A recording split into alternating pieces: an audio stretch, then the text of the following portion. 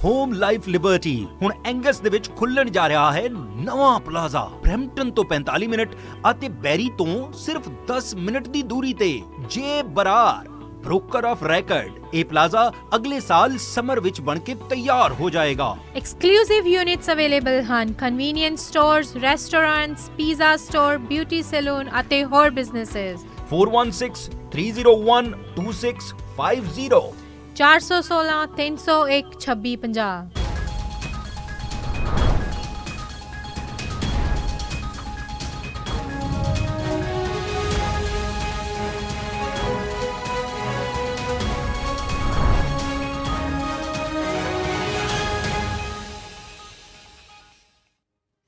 ਪ੍ਰਵਾਸੀ ਟੀਵੀ ਤੇ top 8 at 8 programme ਦੇਖ ਰਹੇ ਸਾਰੇ ਹੀ ਦਰਸ਼ਕਾਂ ਦਾ ਬਹੁਤ ਬਹੁਤ ਸਵਾਗਤ ਹੈ। ਸ਼ੁਕਰੀਆ ਤੁਹਾਡਾ ਸਾਰਿਆਂ ਦਾ ਕਿ ਤੁਸੀਂ ਠੀਕ 8 ਵਜੇ ਨੂੰ ਵੀਕਐਂਡ 'ਤੇ ਸਾਡੇ ਲਈ ਸਮਾਂ ਕੱਢਦੇ ਹੋ। ਅਸੀਂ ਵੀ ਫਿਰ ਕੋਸ਼ਿਸ਼ ਕਰਦੇ ਹਾਂ ਕਿ ਤੁਹਾਡੇ ਲਈ ਅਸੀਂ ਬਹੁਤ ਸਾਰੀਆਂ ਖਬਰਾਂ, ਦੁਨੀਆ ਭਰ ਦੀ ਜਾਣਕਾਰੀ ਇਹਨਾਂ 8 ਖਬਰਾਂ ਵਿੱਚ ਸਮਾ ਸਕੀਏ। ਲਓ ਅੱਜ ਦੀਆਂ ਖਬਰਾਂ ਦਾ ਸਿਲਸਿਲਾ ਸ਼ੁਰੂ ਕਰਾਂਗੇ। ਸਭ ਤੋਂ ਪਹਿਲਾਂ ਅਸੀਂ ਨਜ਼ਰ ਮਾਰਾਂਗੇ ਅੱਜ ਦੇ ਕੇਸਾਂ ਦੇ ਉੱਤੇ। ਮਾਰਚ ਮਹੀਨੇ ਜਦੋਂ ਕੇਸ ਆਉਣੇ ਸ਼ੁਰੂ ਹੋਏ ਸੀ ਕੈਨੇਡਾ ਦੇ ਵਿੱਚ, ਹੌਲੀ ਹੌਲੀ ਇਹ ਨੰਬਰ ਵਧਣੇ ਸ਼ੁਰੂ ਹੋਏ। ਦੇਖਦਿਆਂ ਅਸੀਂ 2 ਲੱਖ ਦੇ ਕਰੀਬ ਪਹੁੰਚ ਗਏ ਹਾਂ। ਜੇ ਗੱਲ ਕਰੀਏ ਅੱਜ ਦੀ, ਤੇ ਅਜੇ ਵੀ ਸਭ ਤੋਂ ਜ਼ਿਆਦਾ ਕੇਸ ਕਿਊਬਿਕ ਤੋਂ ਆ ਰਹੇ ਆ, 1000 ਤੋਂ ਉੱਤੇ ਐਵਰੇਜ ਹਰ ਰੋਜ਼। ਆਪਣੇ ਇੱਥੇ ਵੀ ਅੱਜ ਬੇਸ਼ੱਕ ਕੇਸ ਜਿਹੜੇ ਆ ਉਹ 659 ਰਿਪੋਰਟ ਹੋਏ ਹੈ, ਪਰ ਕਦੀ 700 ਤੋਂ ਉੱਤੇ, ਕਦੀ 800 ਤੋਂ ਉੱਤੇ, 900 ਤੋਂ ਉੱਤੇ ਵੀ ਕੇਸ ਜਾ ਚੁੱਕੇ ਹੈ। ਇਹਨਾਂ 2 ਸੂਬਿਆਂ ਦੇ ਵਿੱਚ ਸਭ ਤੋਂ ਜ਼ਿਆਦਾ ਨੁਕਸਾਨ ਹੋਇਆ ਹੈ। ਮੈਨੀਟੋਬਾ ਦੇ ਵਿੱਚ ਤੁਸੀਂ ਦੇਖੋ ਸਿਰਫ 44 ਕੇਸ ਨੇ। ਇਸ ਤਰ੍ਹਾਂ ਹੀ ਨਿਊ ਬਰਨਸਵਿਕ ਦੇ ਵਿੱਚ ਸਿਰਫ 5 ਕੇਸ ਨੇ। ਨੋਵਾ ਸਕੋਸ਼ੀਆ ਦੇ ਵਿੱਚ ਸਿਰਫ 2 ਕੇਸ ਨੇ। ਇਹਦਾ ਮਤਲਬ ਇਹੀ ਹੈ ਕਿ ਜਿਹੜੇ 2 ਸਭ ਤੋਂ ਵੱਡੇ ਸੂਬੇ ਹੈ ਸਾਡੇ ਇਸ ਮੁਲਕ ਦੇ, ਉਹਨਾਂ ਵਿੱਚ ਸਭ ਤੋਂ ਜ਼ਿਆਦਾ ਕੇਸ ਰਿਪੋਰਟ ਹੋ ਰਹੇ ਹੈ। ਸੈਕੰਡ ਵੇਵ ਦੇ ਵਿੱਚ ਚਲਦਿਆਂ ਡਰ ਹੈ, ਖਦਸ਼ਾ ਹੈ ਕਿ ਨੰਬਰ ਬਹੁਤ ਜ਼ਿਆਦਾ ਵਧਣਗੇ। ਆਓ ਅੱਜ ਦੇ ਕੇਸਾਂ ਦੀ ਅੱਜ ਦੀ ਜਾਣਕਾਰੀ ਤੁਹਾਡੇ ਲਈ ਪੇਸ਼ ਕਰ ਰਹੇ ਹਾਂ। ਅੱਜ ਓਨਟਾਰੀਓ ਵਿੱਚ ਕੋਵਿਡ-19 ਦੇ 658 ਕੇਸ ਸਾਹਮਣੇ ਆਏ ਨੇ ਤੇ 5 ਨਵੀਆਂ ਮੌਤਾਂ ਦੀ ਵੀ ਜਾਣਕਾਰੀ ਹੈ, ਜਿਨ੍ਹਾਂ ਵਿੱਚੋਂ ਟੋਰਾਂਟੋ 'ਚ 197 ਕੇਸਿਸ, ਪੀਲ 'ਚ 155, ਯੋਰਕ ਰੀਜਨ 'ਚ 94 ਤੇ ਓਟਵਾ 'ਚ 66 ਕੇਸ ਸਾਹਮਣੇ ਆਏ ਨੇ। ਤੁਹਾਡੀ ਜਾਣਕਾਰੀ ਲਈ ਦੱਸ ਦਈਏ ਕਿ ਹੁਣ ਤੱਕ ਪ੍ਰੋਵਿੰਸ 'ਚ 5954 ਐਕਟਿਵ ਕੇਸਿਸ ਦੱਸੇ ਜਾ ਰਹੇ ਨੇ। ਪਿਛਲੇ 24 ਘੰਟਿਆਂ 'ਚ 40,900 ਕੋਵਿਡ ਟੈਸਟ ਕੀਤੇ ਗਏ ਹਨ ਤੇ 23,609 ਹਜੇ ਅੰਡਰ ਇਨਵੈਸਟੀਗੇਸ਼ਨ ਨੇ। ਜ਼ਿਕਰਯੋਗ ਹੈ ਕਿ 285 ਵਿਅਕਤੀ ਹਸਪਤਾਲ ਵਿੱਚ ਵੀ ਐਡਮਿਟ ਨੇ। ਪ੍ਰੋਗਰਾਮ 'ਚ ਲਓ ਤੁਹਾਡੇ ਨਾਲ ਅਗਲੀ ਖਬਰ ਕੋਵਿਡ-19 ਨਾਲ ਜੁੜੀ ਹੋਈ ਹੀ ਸਾਂਝੀ ਕਰਨ ਲੱਗੇ ਹਾਂ। ਅਸਲ ਦੇ ਵਿੱਚ ਜਦੋਂ ਇਹ ਨੰਬਰ ਵਧਣੇ ਸ਼ੁਰੂ ਹੋਏ ਸੀ ਉਦੋਂ ਪਤਾ ਲੱਗਾ ਸੀ ਕਿ ਜਿਹੜੇ ਯੰਗ ਲੋਕ ਹੈ 19 ਸਾਲ ਤੋਂ ਲੈ ਕੇ 39 ਸਾਲ ਦੇ ਤੱਕ ਜਿਹਨਾਂ ਦੀ ਉਮਰ ਹੈ, ਉਹਨਾਂ ਵਿੱਚ ਕੇਸ ਜ਼ਿਆਦਾ ਵਧਣੇ ਸ਼ੁਰੂ ਹੋਏ ਹੈ। ਚਿੰਤਾ ਇਸ ਗੱਲ ਦੀ ਸੀ ਕਿ ਇਹ ਲੋਕ ਜਦੋਂ ਘਰਾਂ ਨੂੰ ਜਾਣਗੇ, ਬਜ਼ੁਰਗ ਮਾਪੇ, ਬਜ਼ੁਰਗ ਗ੍ਰੈਂਡ ਪੇਰੈਂਟਸ, ਕਿ ਉਹਨਾਂ ਨੂੰ ਤਾਂ ਇਨਫੈਕਟਡ ਨਹੀਂ ਕਰਨਗੇ। ਸੋ ਇਸ ਦੇ ਚਲਦਿਆਂ ਸਾਡੇ ਜਿਹੜੇ ਮੇਅਰ ਨੇ ਟੋਰਾਂਟੋ ਦੇ, ਜੌਨ ਟੋਰੀ, ਉਹਨਾਂ ਨੇ ਇੱਕ ਟਿਕਟੌਕ ਦੇ ਉੱਤੇ ਮੈਸੇਜ ਭੇਜਿਆ ਹੈ।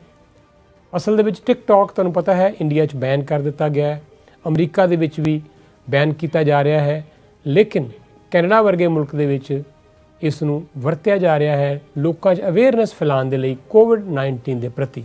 ਆਓ ਇਹ ਸਪੈਸ਼ਲ ਰਿਪੋਰਟ ਦੇਖਦੇ ਹਾਂ।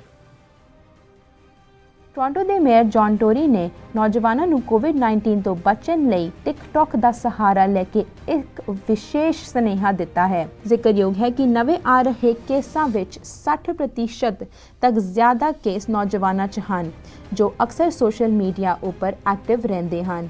ਮੇਅਰ ਜੌਨ ਟੋਰੀ ਦਾ ਕਹਿਣਾ ਹੈ ਕਿ ਜਿਹੜੇ ਨੌਜਵਾਨ ਯੰਗ ਏਜ ਵਿੱਚ ਕੋਵਿਡ-19 ਦਾ ਸ਼ਿਕਾਰ ਹੁੰਦੇ ਹਾਂ, ਉਹਨਾਂ ਨੂੰ ਅੱਗੇ ਚੱਲ ਕੇ ਲੰਗਸ ਅਤੇ ਹਾਰਟ ਨਾਲ ਜੁੜੀਆਂ ਬਿਮਾਰੀਆਂ ਦਾ ਸ਼ਿਕਾਰ ਹੋਣਾ ਪੈ ਸਕਦਾ ਹੈ, ਜੋ ਜੀਵਨ ਭਰ ਉਹਨਾਂ ਲਈ ਇੱਕ ਖਤਰੇ ਵਾਲੀ ਗੱਲ ਹੈ। ਇਸ ਤਰ੍ਹਾਂ ਜੇਕਰ ਇਸ ਸਮੇਂ ਨੌਜਵਾਨ ਨੂੰ ਕੋਵਿਡ-19 ਕਰਕੇ ਕੋਈ ਬਹੁਤਾ ਸਾਈਡ ਇਫੈਕਟਸ ਨਾ ਵੀ ਹੋਣ, ਪਰੰਤੂ ਉਹਨਾਂ ਤੋਂ ਬਜ਼ੁਰਗਾਂ ਤੱਕ ਇਹ ਇਨਫੈਕਸ਼ਨ ਫੈਲ ਸਕਦਾ ਹੈ, ਜੋ ਬਜ਼ੁਰਗਾਂ ਲਈ ਜਾਨਲੇਵਾ ਸਾਬਿਤ ਹੁੰਦਾ ਹੈ। ਮੇਅਰ ਟੋਰੀ ਨੇ ਬੜੇ ਹੀ ਸਹਿਜ ਤਰੀਕੇ ਨਾਲ ਇਸ ਵਾਇਰਸ ਤੋਂ ਬਚਣ ਲਈ ਸੁਨੇਹਾ ਦਿੱਤਾ ਹੈ। All I wanna ride and roll alone, just lose control, catch my soul, let me feel you. Toronto ਦੇ ਵਿੱਚ ਇੱਕ ਨਵਾਂ ਇਮੀਗ੍ਰੈਂਟ ਆਇਆ ਨੇਪਾਲ ਤੋਂ। ਬੜੀਆਂ ਆਸਾਂ ਲੈ ਕੇ, ਬੜੇ ਸੁਪਨੇ ਲੈ ਕੇ ਇਹ ਵਿਅਕਤੀ ਆਇਆ ਇੱਥੇ, ਲੇਕਿਨ ਆਉਂਦਿਆਂ ਹੀ ਠੱਗਿਆ ਗਿਆ। ਹਾਲਤ ਇਹ ਹੈ ਕਿ ਜੋ ਉਸਨੇ ਕਮਾਇਆ ਸੀ ਇਹਨਾਂ ਕੁਝ ਮਹੀਨਿਆਂ 'ਚ, ਸਾਰਾ ਕੁਝ ਇੱਕ ਸਕੈਮ ਦੇ ਤਹਿਤ ਉਸ ਤੋਂ ਠੱਗ ਲਿਆ ਗਿਆ। ਅਸੀਂ ਤੁਹਾਨੂੰ ਬੜੀ ਦੇਰ ਤੋਂ, ਬੜੇ ਸਮੇਂ ਤੋਂ ਇਹ ਬਾਰ-ਬਾਰ ਵਾਰਨ ਵੀ ਕਰ ਰਹੇ ਹਾਂ, ਅਵੇਅਰ ਵੀ ਕਰ ਰਹੇ ਹਾਂ ਕਿ ਇਹਨਾਂ ਠੱਗਾਂ ਤੋਂ ਬਚੋ। ਇੱਕ ਸਪੈਸ਼ਲ ਰਿਪੋਰਟ ਇਸ ਸਕੈਮ ਦੇ ਬਾਰੇ ਤੁਹਾਡੇ ਨਾਲ ਅਸੀਂ ਸਾਂਝੀ ਕਰਾਂਗੇ। ਔਰ ਪਹਿਲੀ ਵਾਰ ਇਤਿਹਾਸ ਦੇ ਵਿੱਚ, ਕੈਨੇਡਾ ਦੇ ਵਿੱਚ ਪਹਿਲੀ ਵਾਰ ਇਸ ਤਰ੍ਹਾਂ ਹੋਇਆ ਹੈ, ਇੱਕ ਮੁਸਲਿਮ ਮਹਿਲਾ, ਇੱਕ ਮੁਸਲਿਮ ਔਰਤ ਨੂੰ ਲੈਫਟੀਨੈਂਟ ਗਵਰਨਰ ਬਣਾਇਆ ਗਿਆ ਹੈ ਇੱਕ ਪ੍ਰੋਵਿੰਸ ਦਾ। ਇਹ ਖਬਰਾਂ ਇੱਕ ਬ੍ਰੇਕ ਤੋਂ ਬਾਅਦ। ਕੀ ਤੁਸੀਂ ਕਦੇ ਆਪਣੇ ਬੱਚਿਆਂ ਨਾਲ ਆਪਣੀ ਮੌਤ ਬਾਰੇ ਗੱਲ ਕੀਤੀ ਹੈ? ਮੈਂ ਵੀ ਨਹੀਂ ਕੀਤੀ। ਜੇ ਅਸੀਂ ਉਹਨਾਂ ਨੂੰ ਅੱਜ ਦੁਖੀ ਨਹੀਂ ਵੇਖਣਾ ਚਾਹੁੰਦੇ ਤਾਂ ਫਿਰ ਆਪਣੀ ਮੌਤ ਤੋਂ ਬਾਅਦ ਕਿਉਂ? ਇਸੇ ਲਈ ਮੈਂ ਆਪਣੇ ਅੰਤਮ ਸੰਸਕਾਰ ਦੀ ਪਲੈਨਿੰਗ ਹੁਣੇ ਕਰ ਦਿੱਤੀ ਹੈ, ਬਲਕਿ ਪੇਮੈਂਟ ਵੀ ਕਰ ਦਿੱਤੀ ਹੈ। Lotus funeral home Punjabi funeral director ਵੱਲੋਂ ਚਲਾਇਆ ਜਾਂਦਾ ਪੰਜਾਬੀਆਂ ਦਾ ਆਪਣਾ ਫਿਊਨਰਲ ਹੋਮ, ਜਿੱਥੇ ਵਿਊਇੰਗ ਤੇ ਕ੍ਰਿਮੇਸ਼ਨ ਦੋਨੋਂ ਇੱਕੋ ਥਾਂ ਹੋ ਸਕਦੇ ਨੇ। ਮੈਂ ਆਪਣੇ ਬੱਚਿਆਂ ਨੂੰ ਆਪਣੇ ਜਾਣ ਤੋਂ ਬਾਅਦ ਵੀ ਦੁਖੀ ਨਹੀਂ ਕਰਨਾ ਚਾਹੁੰਦਾ। Superfan with a super deal. Our biggest construction sale is on now. Don't pay for 90 days on all new cars over AC. Your safety is our #1 priority. We have masks and gloves ready for you. We sanitize every hour. We maintain social distancing. Frontline workers receive 2% above invoice pricing on all new cars in stock. Looking for a Hyundai? I'm your guy. Book your appointment today at nabatiashyundai.com. ਨਾ ਵਕਤ ਕਦੇ ਰੁਕਦਾ ਹੈ ਤੇ ਨਾ ਹੀ ਜ਼ਿੰਦਗੀ ਦੀ ਦੌੜ 'ਚ ਅਕਸਰ ਵਕਤ ਹੱਥੋਂ ਨਿਕਲ ਜਾਂਦਾ ਹੈ। ਸੋਮਲ ਵਾਚਿਸ ਵਕਤ ਦੀਆਂ ਪਹਿਰੇਦਾਰ ਹਨ। International branded watches, customised watches ਤੇ ਕਲੌਕ, ਭਾਵੇਂ ਸਿੰਗਲ ਪੀਸ ਹੋਵੇ ਜਾਂ ਫਿਰ ਬਲਕ, ਰਿਪੇਅਰ ਤੇ ਬੈਟਰੀਜ਼, ਆਪਣੇ ਵਕਤ ਨੂੰ ਪਕੜ ਕੇ ਰੱਖੋ ਸੋਮਲ ਵਾਚਿਸ ਦੇ ਨਾਲ, ਕਿਉਂਕਿ ਵਕਤ ਹੀ ਕਾਮਯਾਬੀ ਦਾ ਦੂਜਾ ਨਾਂ ਹੈ। Somal watches, clocks, parts and tools supply limited, unit 48, 30 intermodal drive, Brampton. Phone 9057902188।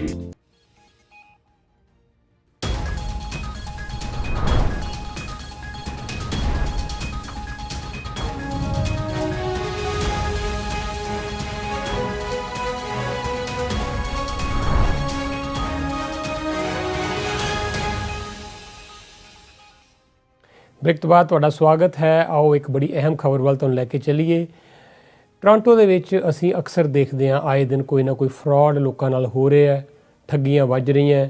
ਇਹਦੇ ਵਾਸਤੇ ਕਦੀ ਕੋਈ, ਕੁਝ ਲੋਕ ਐਸੇ ਹੈ ਜਿਹੜੇ ਕੋਈ ਪੁਲਿਸ ਆਫੀਸਰ ਬਣ ਜਾਂਦੇ ਹੈ, ਕਦੀ ਕੋਈ ਤੁਹਾਨੂੰ ਕਿਸੇ ਇਮੀਗ੍ਰੇਸ਼ਨ ਮਹਿਕਮੇ ਤੋਂ ਕਾਲ ਕਰਦੇ ਹੈ, ਕਦੀ ਕੋਈ CRA ਤੋਂ ਕਾਲ ਕਰਦੇ ਹੈ। ਇੱਕ ਐਸੀ ਹੀ ਠੱਗੀ ਵੱਜੀ ਇੱਕ ਵਿਅਕਤੀ ਦੇ ਨਾਲ ਜਿਹੜਾ ਨਵਾਂ ਕੈਨੇਡਾ ਦੇ ਵਿੱਚ ਆਇਆ ਸੀ ਨੇਪਾਲ ਤੋਂ।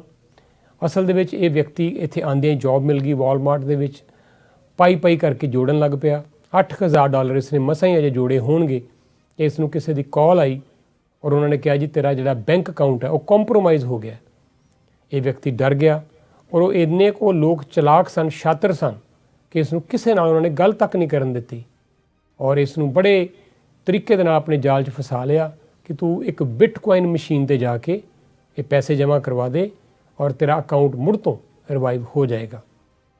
ਇਸ ਭੋਲੇ ਭਾਲੇ ਵਿਅਕਤੀ ਨੇ ਬਿਨਾਂ ਸੋਚਿਆਂ ਸਮਝਿਆਂ ਜੋ ਉਹਨਾਂ ਨੇ ਕਿਹਾ ਉਹ ਮੰਨਦਾ ਗਿਆ। ਨਤੀਜਾ ਇਹ ਹੈ ਕਿ ਅੱਜ ਜੇਬ ਦੇ ਵਿੱਚ ਸਿਰਫ $9 ਬਚੇ ਹੈ। ਤੁਹਾਨੂੰ ਅਸੀਂ ਬਾਰ-ਬਾਰ ਆਗਾਹ ਕਰ ਰਹੇ ਹਾਂ, ਜਦੋਂ ਤੁਹਾਨੂੰ ਕੋਈ ਇਹੋ ਜਿਹੀ ਕਾਲ ਆਵੇ ਤੁਸੀਂ ਪੈਨਿਕ ਨਹੀਂ ਹੋਣਾ, ਤੁਸੀਂ ਡਰਨਾ ਨਹੀਂ।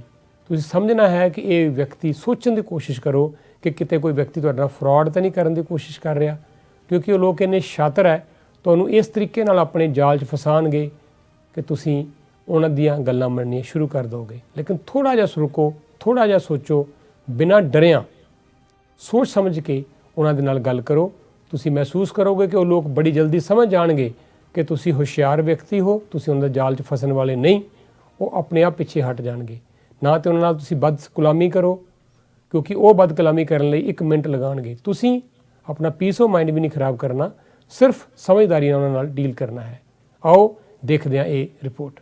ਓਨਟਾਰੀਓ ਦੇ ਇੱਕ ਵਿਅਕਤੀ ਦਾ ਕਹਿਣਾ ਹੈ ਕਿ ਉਹ ਕੈਨੇਡਾ ਦੀ ਸਭ ਤੋਂ ਵੱਡੀ ਸਕੈਮ ਦਾ ਸ਼ਿਕਾਰੀ ਬਣ ਚੁੱਕਾ ਹੈ। ਉਹਦਾ ਕਹਿਣਾ ਹੈ ਕਿ ਉਹਦੀ ਸਾਰੀ ਸੇਵਿੰਗਸ ਲੁੱਟ ਲਈਆਂ ਗਈਆਂ ਨੇ ਤੇ ਉਹ ਹੁਣ ਅਕਾਊਂਟ 'ਚ ਸਿਰਫ $9 ਰਹਿ ਗਏ ਨੇ। ਇੱਕ ਸੁਖਾਲ ਜ਼ਿੰਦਗੀ ਦੀ ਉਮੀਦ ਵਿੱਚ ਬ੍ਰੈਂਪਟਨ ਦੇ ਗਣੇਸ਼ ਖੱਤਰੀ 3 ਸਾਲ ਪਹਿਲਾਂ ਨੇਪਾਲ ਤੋਂ ਕੈਨੇਡਾ ਆਏ ਸੀ। ਖੱਤਰੀ ਨੇ ਆਪਣੇ ਘਰ ਦਾ ਰੈਂਟ ਦੇਣ ਲਈ ਵਾਲਮਾਰਟ ਤੇ ਨਾਈਟ ਸ਼ਿਫਟਾਂ ਲਾਉਂਦਾ ਰਿਹਾ ਹੈ, ਜਿਸ ਦੇ ਦੌਰਾਨ ਉਹ $8,200 ਆਪਣੇ ਬੈਂਕ 'ਚ ਸੇਵ ਕਰਨ 'ਚ ਕਾਮਯਾਬ ਰਿਹਾ। ਅਕਤੂਬਰ 1 ਨੂੰ ਗਣੇਸ਼ ਨੂੰ ਬ੍ਰੈਂਪਟਨ ਪੁਲਿਸ ਤੋਂ ਕਾਲ ਆਈ ਸੀ। ਉਹਨੂੰ ਇਹ ਕਿਹਾ ਗਿਆ ਸੀ ਕਿ ਉਹਦਾ ਸੋਸ਼ਲ ਇੰਸ਼ੋਰੈਂਸ ਨੰਬਰ ਅਤੇ ਅਕਾਊਂਟ ਰੱਦ ਕਰ ਦਿੱਤਾ ਗਿਆ ਹੈ। ਸੋਸ਼ਲ ਇੰਸ਼ੋਰੈਂਸ ਨੰਬਰ ਹੀ ਨਹੀਂ, ਉਹਨੂੰ ਇਹ ਵੀ ਕਿਹਾ ਗਿਆ ਸੀ ਕਿ ਉਹਦੇ ਨਾਂ ਤੇ ਕਈ ਬੈਂਕ ਅਕਾਊਂਟਸ ਖੋਲੇ ਗਏ ਹਨ।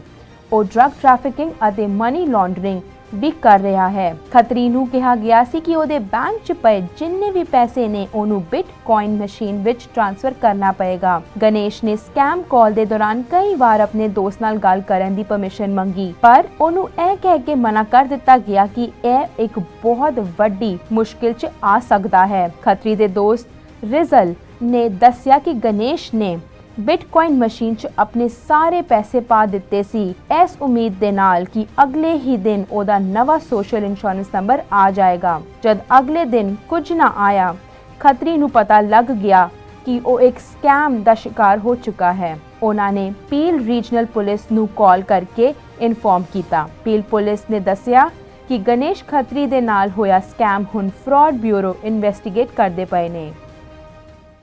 ਔਰ ਤੁਹਾਨੂੰ ਇਹ ਵੀ ਜਾਣਕਾਰੀ ਦੇ ਦਈਏ, ਇਹ ਜਿਹੜੀ ਕਰੰਸੀ ਹੈ ਬਿਟਕੋਇਨ, ਇਹ ਕੋਈ ਬੈਂਕ, ਦੁਨੀਆ ਦੀ ਕੋਈ ਸਰਕਾਰ ਇਸ ਨੂੰ ਹੋਲਡ ਨਹੀਂ ਕਰਦੀ। ਕਿਸ ਨੇ ਇਹ ਕਰੰਸੀ ਬਣਾਈ, ਕਿਸ ਤਰ੍ਹਾਂ ਬਣੀ, ਇਹ ਇੱਕ ਆਪਣੇ ਆਪ 'ਚ ਬੜੀ ਵੱਡੀ ਪਹੇਲੀ ਹੈ। ਸੋ ਬਿਟਕੋਇਨ 'ਚ ਗਿਆ ਹੋਇਆ ਪੈਸਾ, ਇਹਦਾ ਕੋਈ ਵੀ ਵਾਲੀ ਵਾਰਸ ਨਹੀਂ ਹੁੰਦਾ। ਤੁਸੀਂ ਕਦੀ ਵੀ ਇਸ ਗਏ ਹੋਏ ਪੈਸੇ ਨੂੰ ਵਾਪਸ ਮੋੜ ਕੇ ਨਹੀਂ ਲਿਆ ਸਕਦੇ। ਵਧਦੇ ਹਾਂ ਅਗਲੀ ਚੌਥੀ ਖਬਰ ਵੱਲ। ਆਪਣੇ ਇੱਥੇ ਕੈਨੇਡਾ ਦੇ ਵਿੱਚ ਅਸੀਂ ਦੇਖਿਆ ਇੱਕ ਬਲੈਕ ਮਹਿਲਾ ਨੂੰ ਸਾਡੀ ਇਸ ਮੁਲਕ ਦੀ ਗਵਰਨਰ ਜਨਰਲ ਬਣਾਇਆ ਗਿਆ ਸੀ, ਲੇਕਿਨ ਸਾਡੇ ਲਈ ਸਭ ਲਈ ਇਹ ਬੜੀ ਖੁਸ਼ੀ ਦੀ ਖਬਰ ਹੈ ਕਿ ਪਹਿਲੀ ਵਾਰ ਇਸ ਤਰ੍ਹਾਂ ਹੋਇਆ ਇਤਿਹਾਸ ਦੇ ਵਿੱਚ ਕਿ ਅਲਬਰਟਾ ਦੀ ਗਵਰਨਰ ਜਨਰਲ ਹੁਣ ਇੱਕ ਪਹਿਲੀ ਮੁਸਲਿਮ ਔਰਤ ਹੋਏਗੀ। ਤੋ ਸਲਮਾ ਲਖਾਨੀ ਜਿਹੜੇ ਹੈ ਉਹਨਾਂ ਦਾ ਜਿਹੜਾ ਸਬੰਧ ਹੈ ਉਹ ਆਗਾ ਖਾਨ ਕਮਿਊਨਿਟੀ ਦੇ ਨਾਲ ਹੈ। ਇਹ ਆਗਾ ਖਾਨ ਕਮਿਊਨਿਟੀ ਉਹੀ ਹੈ ਜਿਨ੍ਹਾਂ ਦਾ ਪ੍ਰਾਈਮ ਮਿਨਿਸਟਰ ਜਸਟਿਨ ਟਰੂਡੋ ਦੇ ਨਾਲ ਬੜਾ ਨੇੜਲਾ ਸਬੰਧ ਹੈ। ਵੈਸੇ ਦੇਖਿਆ ਜਾਵੇ ਤਾਂ ਇਹ ਜਿਹੜੀ ਔਰਤ ਹੈ ਇਹ ਯੁਗਾਂਡਾ ਤੋਂ ਆਈ ਸੀ, ਇੱਕ ਮੁਸਲਿਮ ਪਰਿਵਾਰ ਤੋਂ ਸੀ, ਮਾਤਾ ਪਿਤਾ ਮੁਸਲਿਮ ਸਨ। ਫਿਰ ਇਸਨੇ ਯੂਕੇ ਦੇ ਵਿੱਚ ਆ ਕੇ ਪੜ੍ਹਾਈ ਕੀਤੀ, ਬੈਚਲਰ ਆਫ ਸਾਇੰਸ ਕੀਤੀ। ਉੱਥੇ ਹੀ ਮੁਲਾਕਾਤ ਇਸ ਦੀ ਜ਼ਹੀਰ ਲਖਾਨੀ ਨਾਂ ਦੇ ਵਿਅਕਤੀ ਨਾਲ ਹੋਈ, ਜਿਹਦੇ ਨਾਲ ਇਹਨੇ ਸ਼ਾਦੀ ਕੀਤੀ।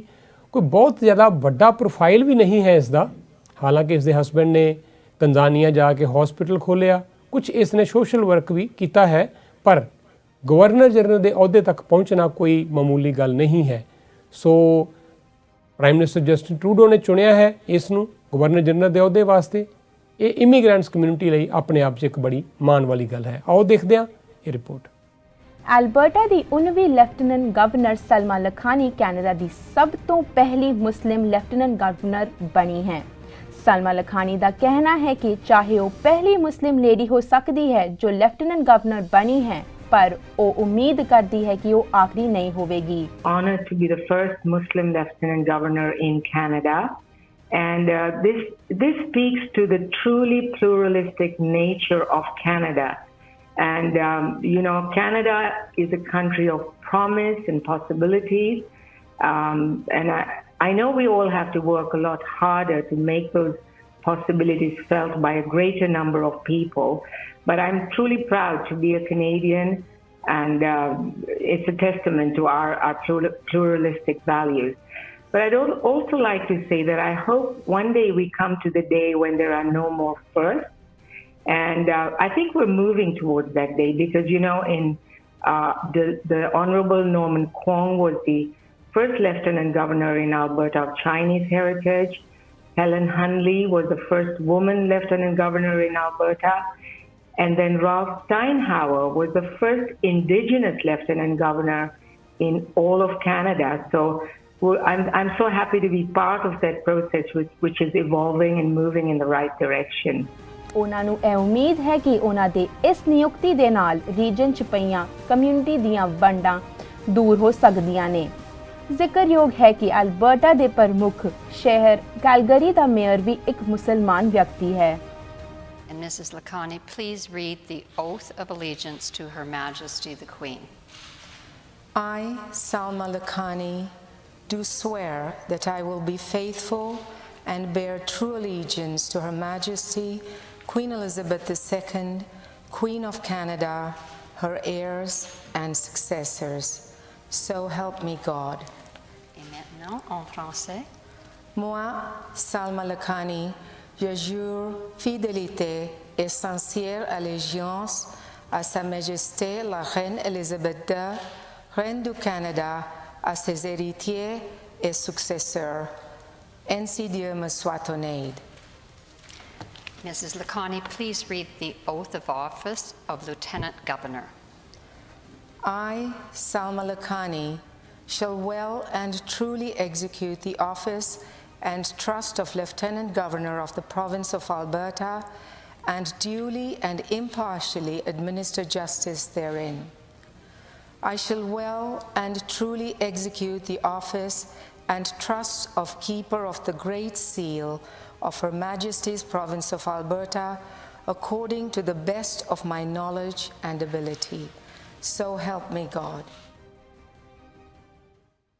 ਸਮਾਂ ਹੋ ਚੱਲਿਆ ਇੱਕ ਹੋਰ ਬ੍ਰੇਕ ਦਾ। ਬ੍ਰੇਕ ਤੋਂ ਬਾਅਦ ਤੁਹਾਨੂੰ ਦੱਸਾਂਗੇ ਕਿ ਕਿਉਂ ਕਹਿ ਰਹੇ ਆ ਡੋਨਲਡ ਟਰੰਪ ਕਿ ਜੇ ਉਹ ਚੋਣ ਹਾਰ ਗਏ ਤੇ ਉਹਨਾਂ ਨੂੰ ਮੁਲਕ ਛੱਡਣਾ ਪੈ ਸਕਦਾ ਹੈ। ਕਿ ਉਹ ਆਪਣੇ ਸਮਰਥਕਾਂ ਨੂੰ, ਆਪਣੇ ਵੋਟਰਾਂ ਨੂੰ ਡਰਾ ਰਹੇ ਹੈ ਕਿ ਉਹ ਵੱਡੀ ਗਿਣਤੀ ਵਿੱਚ ਆ ਕੇ ਉਹਨਾਂ ਦੇ ਹੱਕ ਵਿੱਚ ਇੱਕ ਵਾਰੀ ਮੁੜ ਤੋਂ ਵੋਟ ਪਾਉਣ। ਇਸ ਤੋਂ ਇਲਾਵਾ ਤੁਹਾਨੂੰ ਅੱਗੇ ਚੱਲ ਕੇ ਅਸੀਂ ਹੋਰ ਜਾਣਕਾਰੀ ਦੇਵਾਂਗੇ। ਜੈਟ ਏਅਰਵੇਜ਼ ਇੰਡੀਆ ਦੀ ਕਿਸੇ ਵੇਲੇ ਦੀ ਬਹੁਤ ਹੀ ਸ਼ਾਨਦਾਰ ਨੰਬਰ 1 ਏਅਰਲਾਈਨ ਬੈਂਕਰਪਟ ਹੋ ਗਈ, ਲੇਕਿਨ ਆਸਾਰ ਮਿਲ ਰਹੇ ਹੈ ਕਿ ਇਹ ਜੈਟ ਏਅਰਵੇਜ਼ ਮੁੜ ਤੋਂ ਫਲਾਈ ਕਰੇਗੀ, ਮੁੜ ਤੋਂ ਜੈਟ ਏਅਰਵੇਜ਼ ਦੇ ਜਹਾਜ਼ ਉਡਾਨ ਭਰਨਗੇ। ਇਹ ਦੋ ਬੜੀਆਂ ਅਹਿਮ ਖਬਰਾਂ ਬ੍ਰੇਕ ਤੋਂ ਬਾਅਦ। चलो मिलके जी ले जी खुशियाँ हैं मीठी सी। आम खाए आम सरे आम खाए, बस मौसम ने घोला चाहत ने मुँह खोला। आम खाए आम सरे आम खाए, आम खाए आम सरे आम खाए। ब्रास रसमलाई अब आम की मिठास लिए, मजा लाजवाब लिए। ब्रास रसमलाई कभी भी कहीं भी।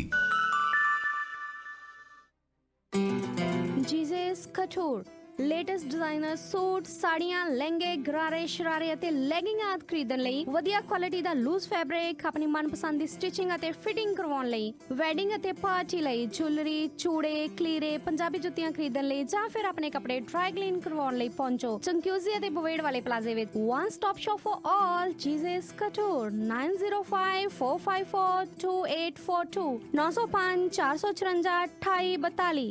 ਇੰਡੀਆ ਬਾਜ਼ਾਰ 1974 ਤੋਂ ਆਪਣੀ ਕਮਿਊਨਿਟੀ ਦਾ ਬਾਕਮਾਲ ਤੇ ਕਾਮਯਾਬ ਗਰੋਸਰੀ ਬਾਜ਼ਾਰ, ਜਿੱਥੋਂ ਤੁਸੀਂ ਕੈਨੇਡੀਅਨ ਜਾਂ ਇੰਡੀਅਨ ਗਰੋਸਰੀ, ਤਾਜ਼ੇ ਫਲ ਫਰੂਟ, ਹਰੀਆਂ ਸਬਜ਼ੀਆਂ ਤੇ ਨਾਨ ਵੈਜ ਆਈਟਮਸ ਵੀ ਲੈ ਸਕਦੇ ਹੋ। ਇੰਨਾ ਹੀ ਨਹੀਂ, ਇੰਡੀਆ ਬਾਜ਼ਾਰ ਵਿੱਚ ਬੈਠ ਕੇ ਖਾਣ ਦਾ ਅਤੇ ਟੇਕ ਆਊਟ ਦਾ ਵੀ ਪੂਰਾ ਪ੍ਰਬੰਧ ਕੀਤਾ ਹੋਇਆ ਹੈ। 2 locations to serve you: 10405 Kennedy Road North, Brampton, and 2645 Islington Avenue, Etobicoke. 905-840-1116. India Bazaar, always fresh.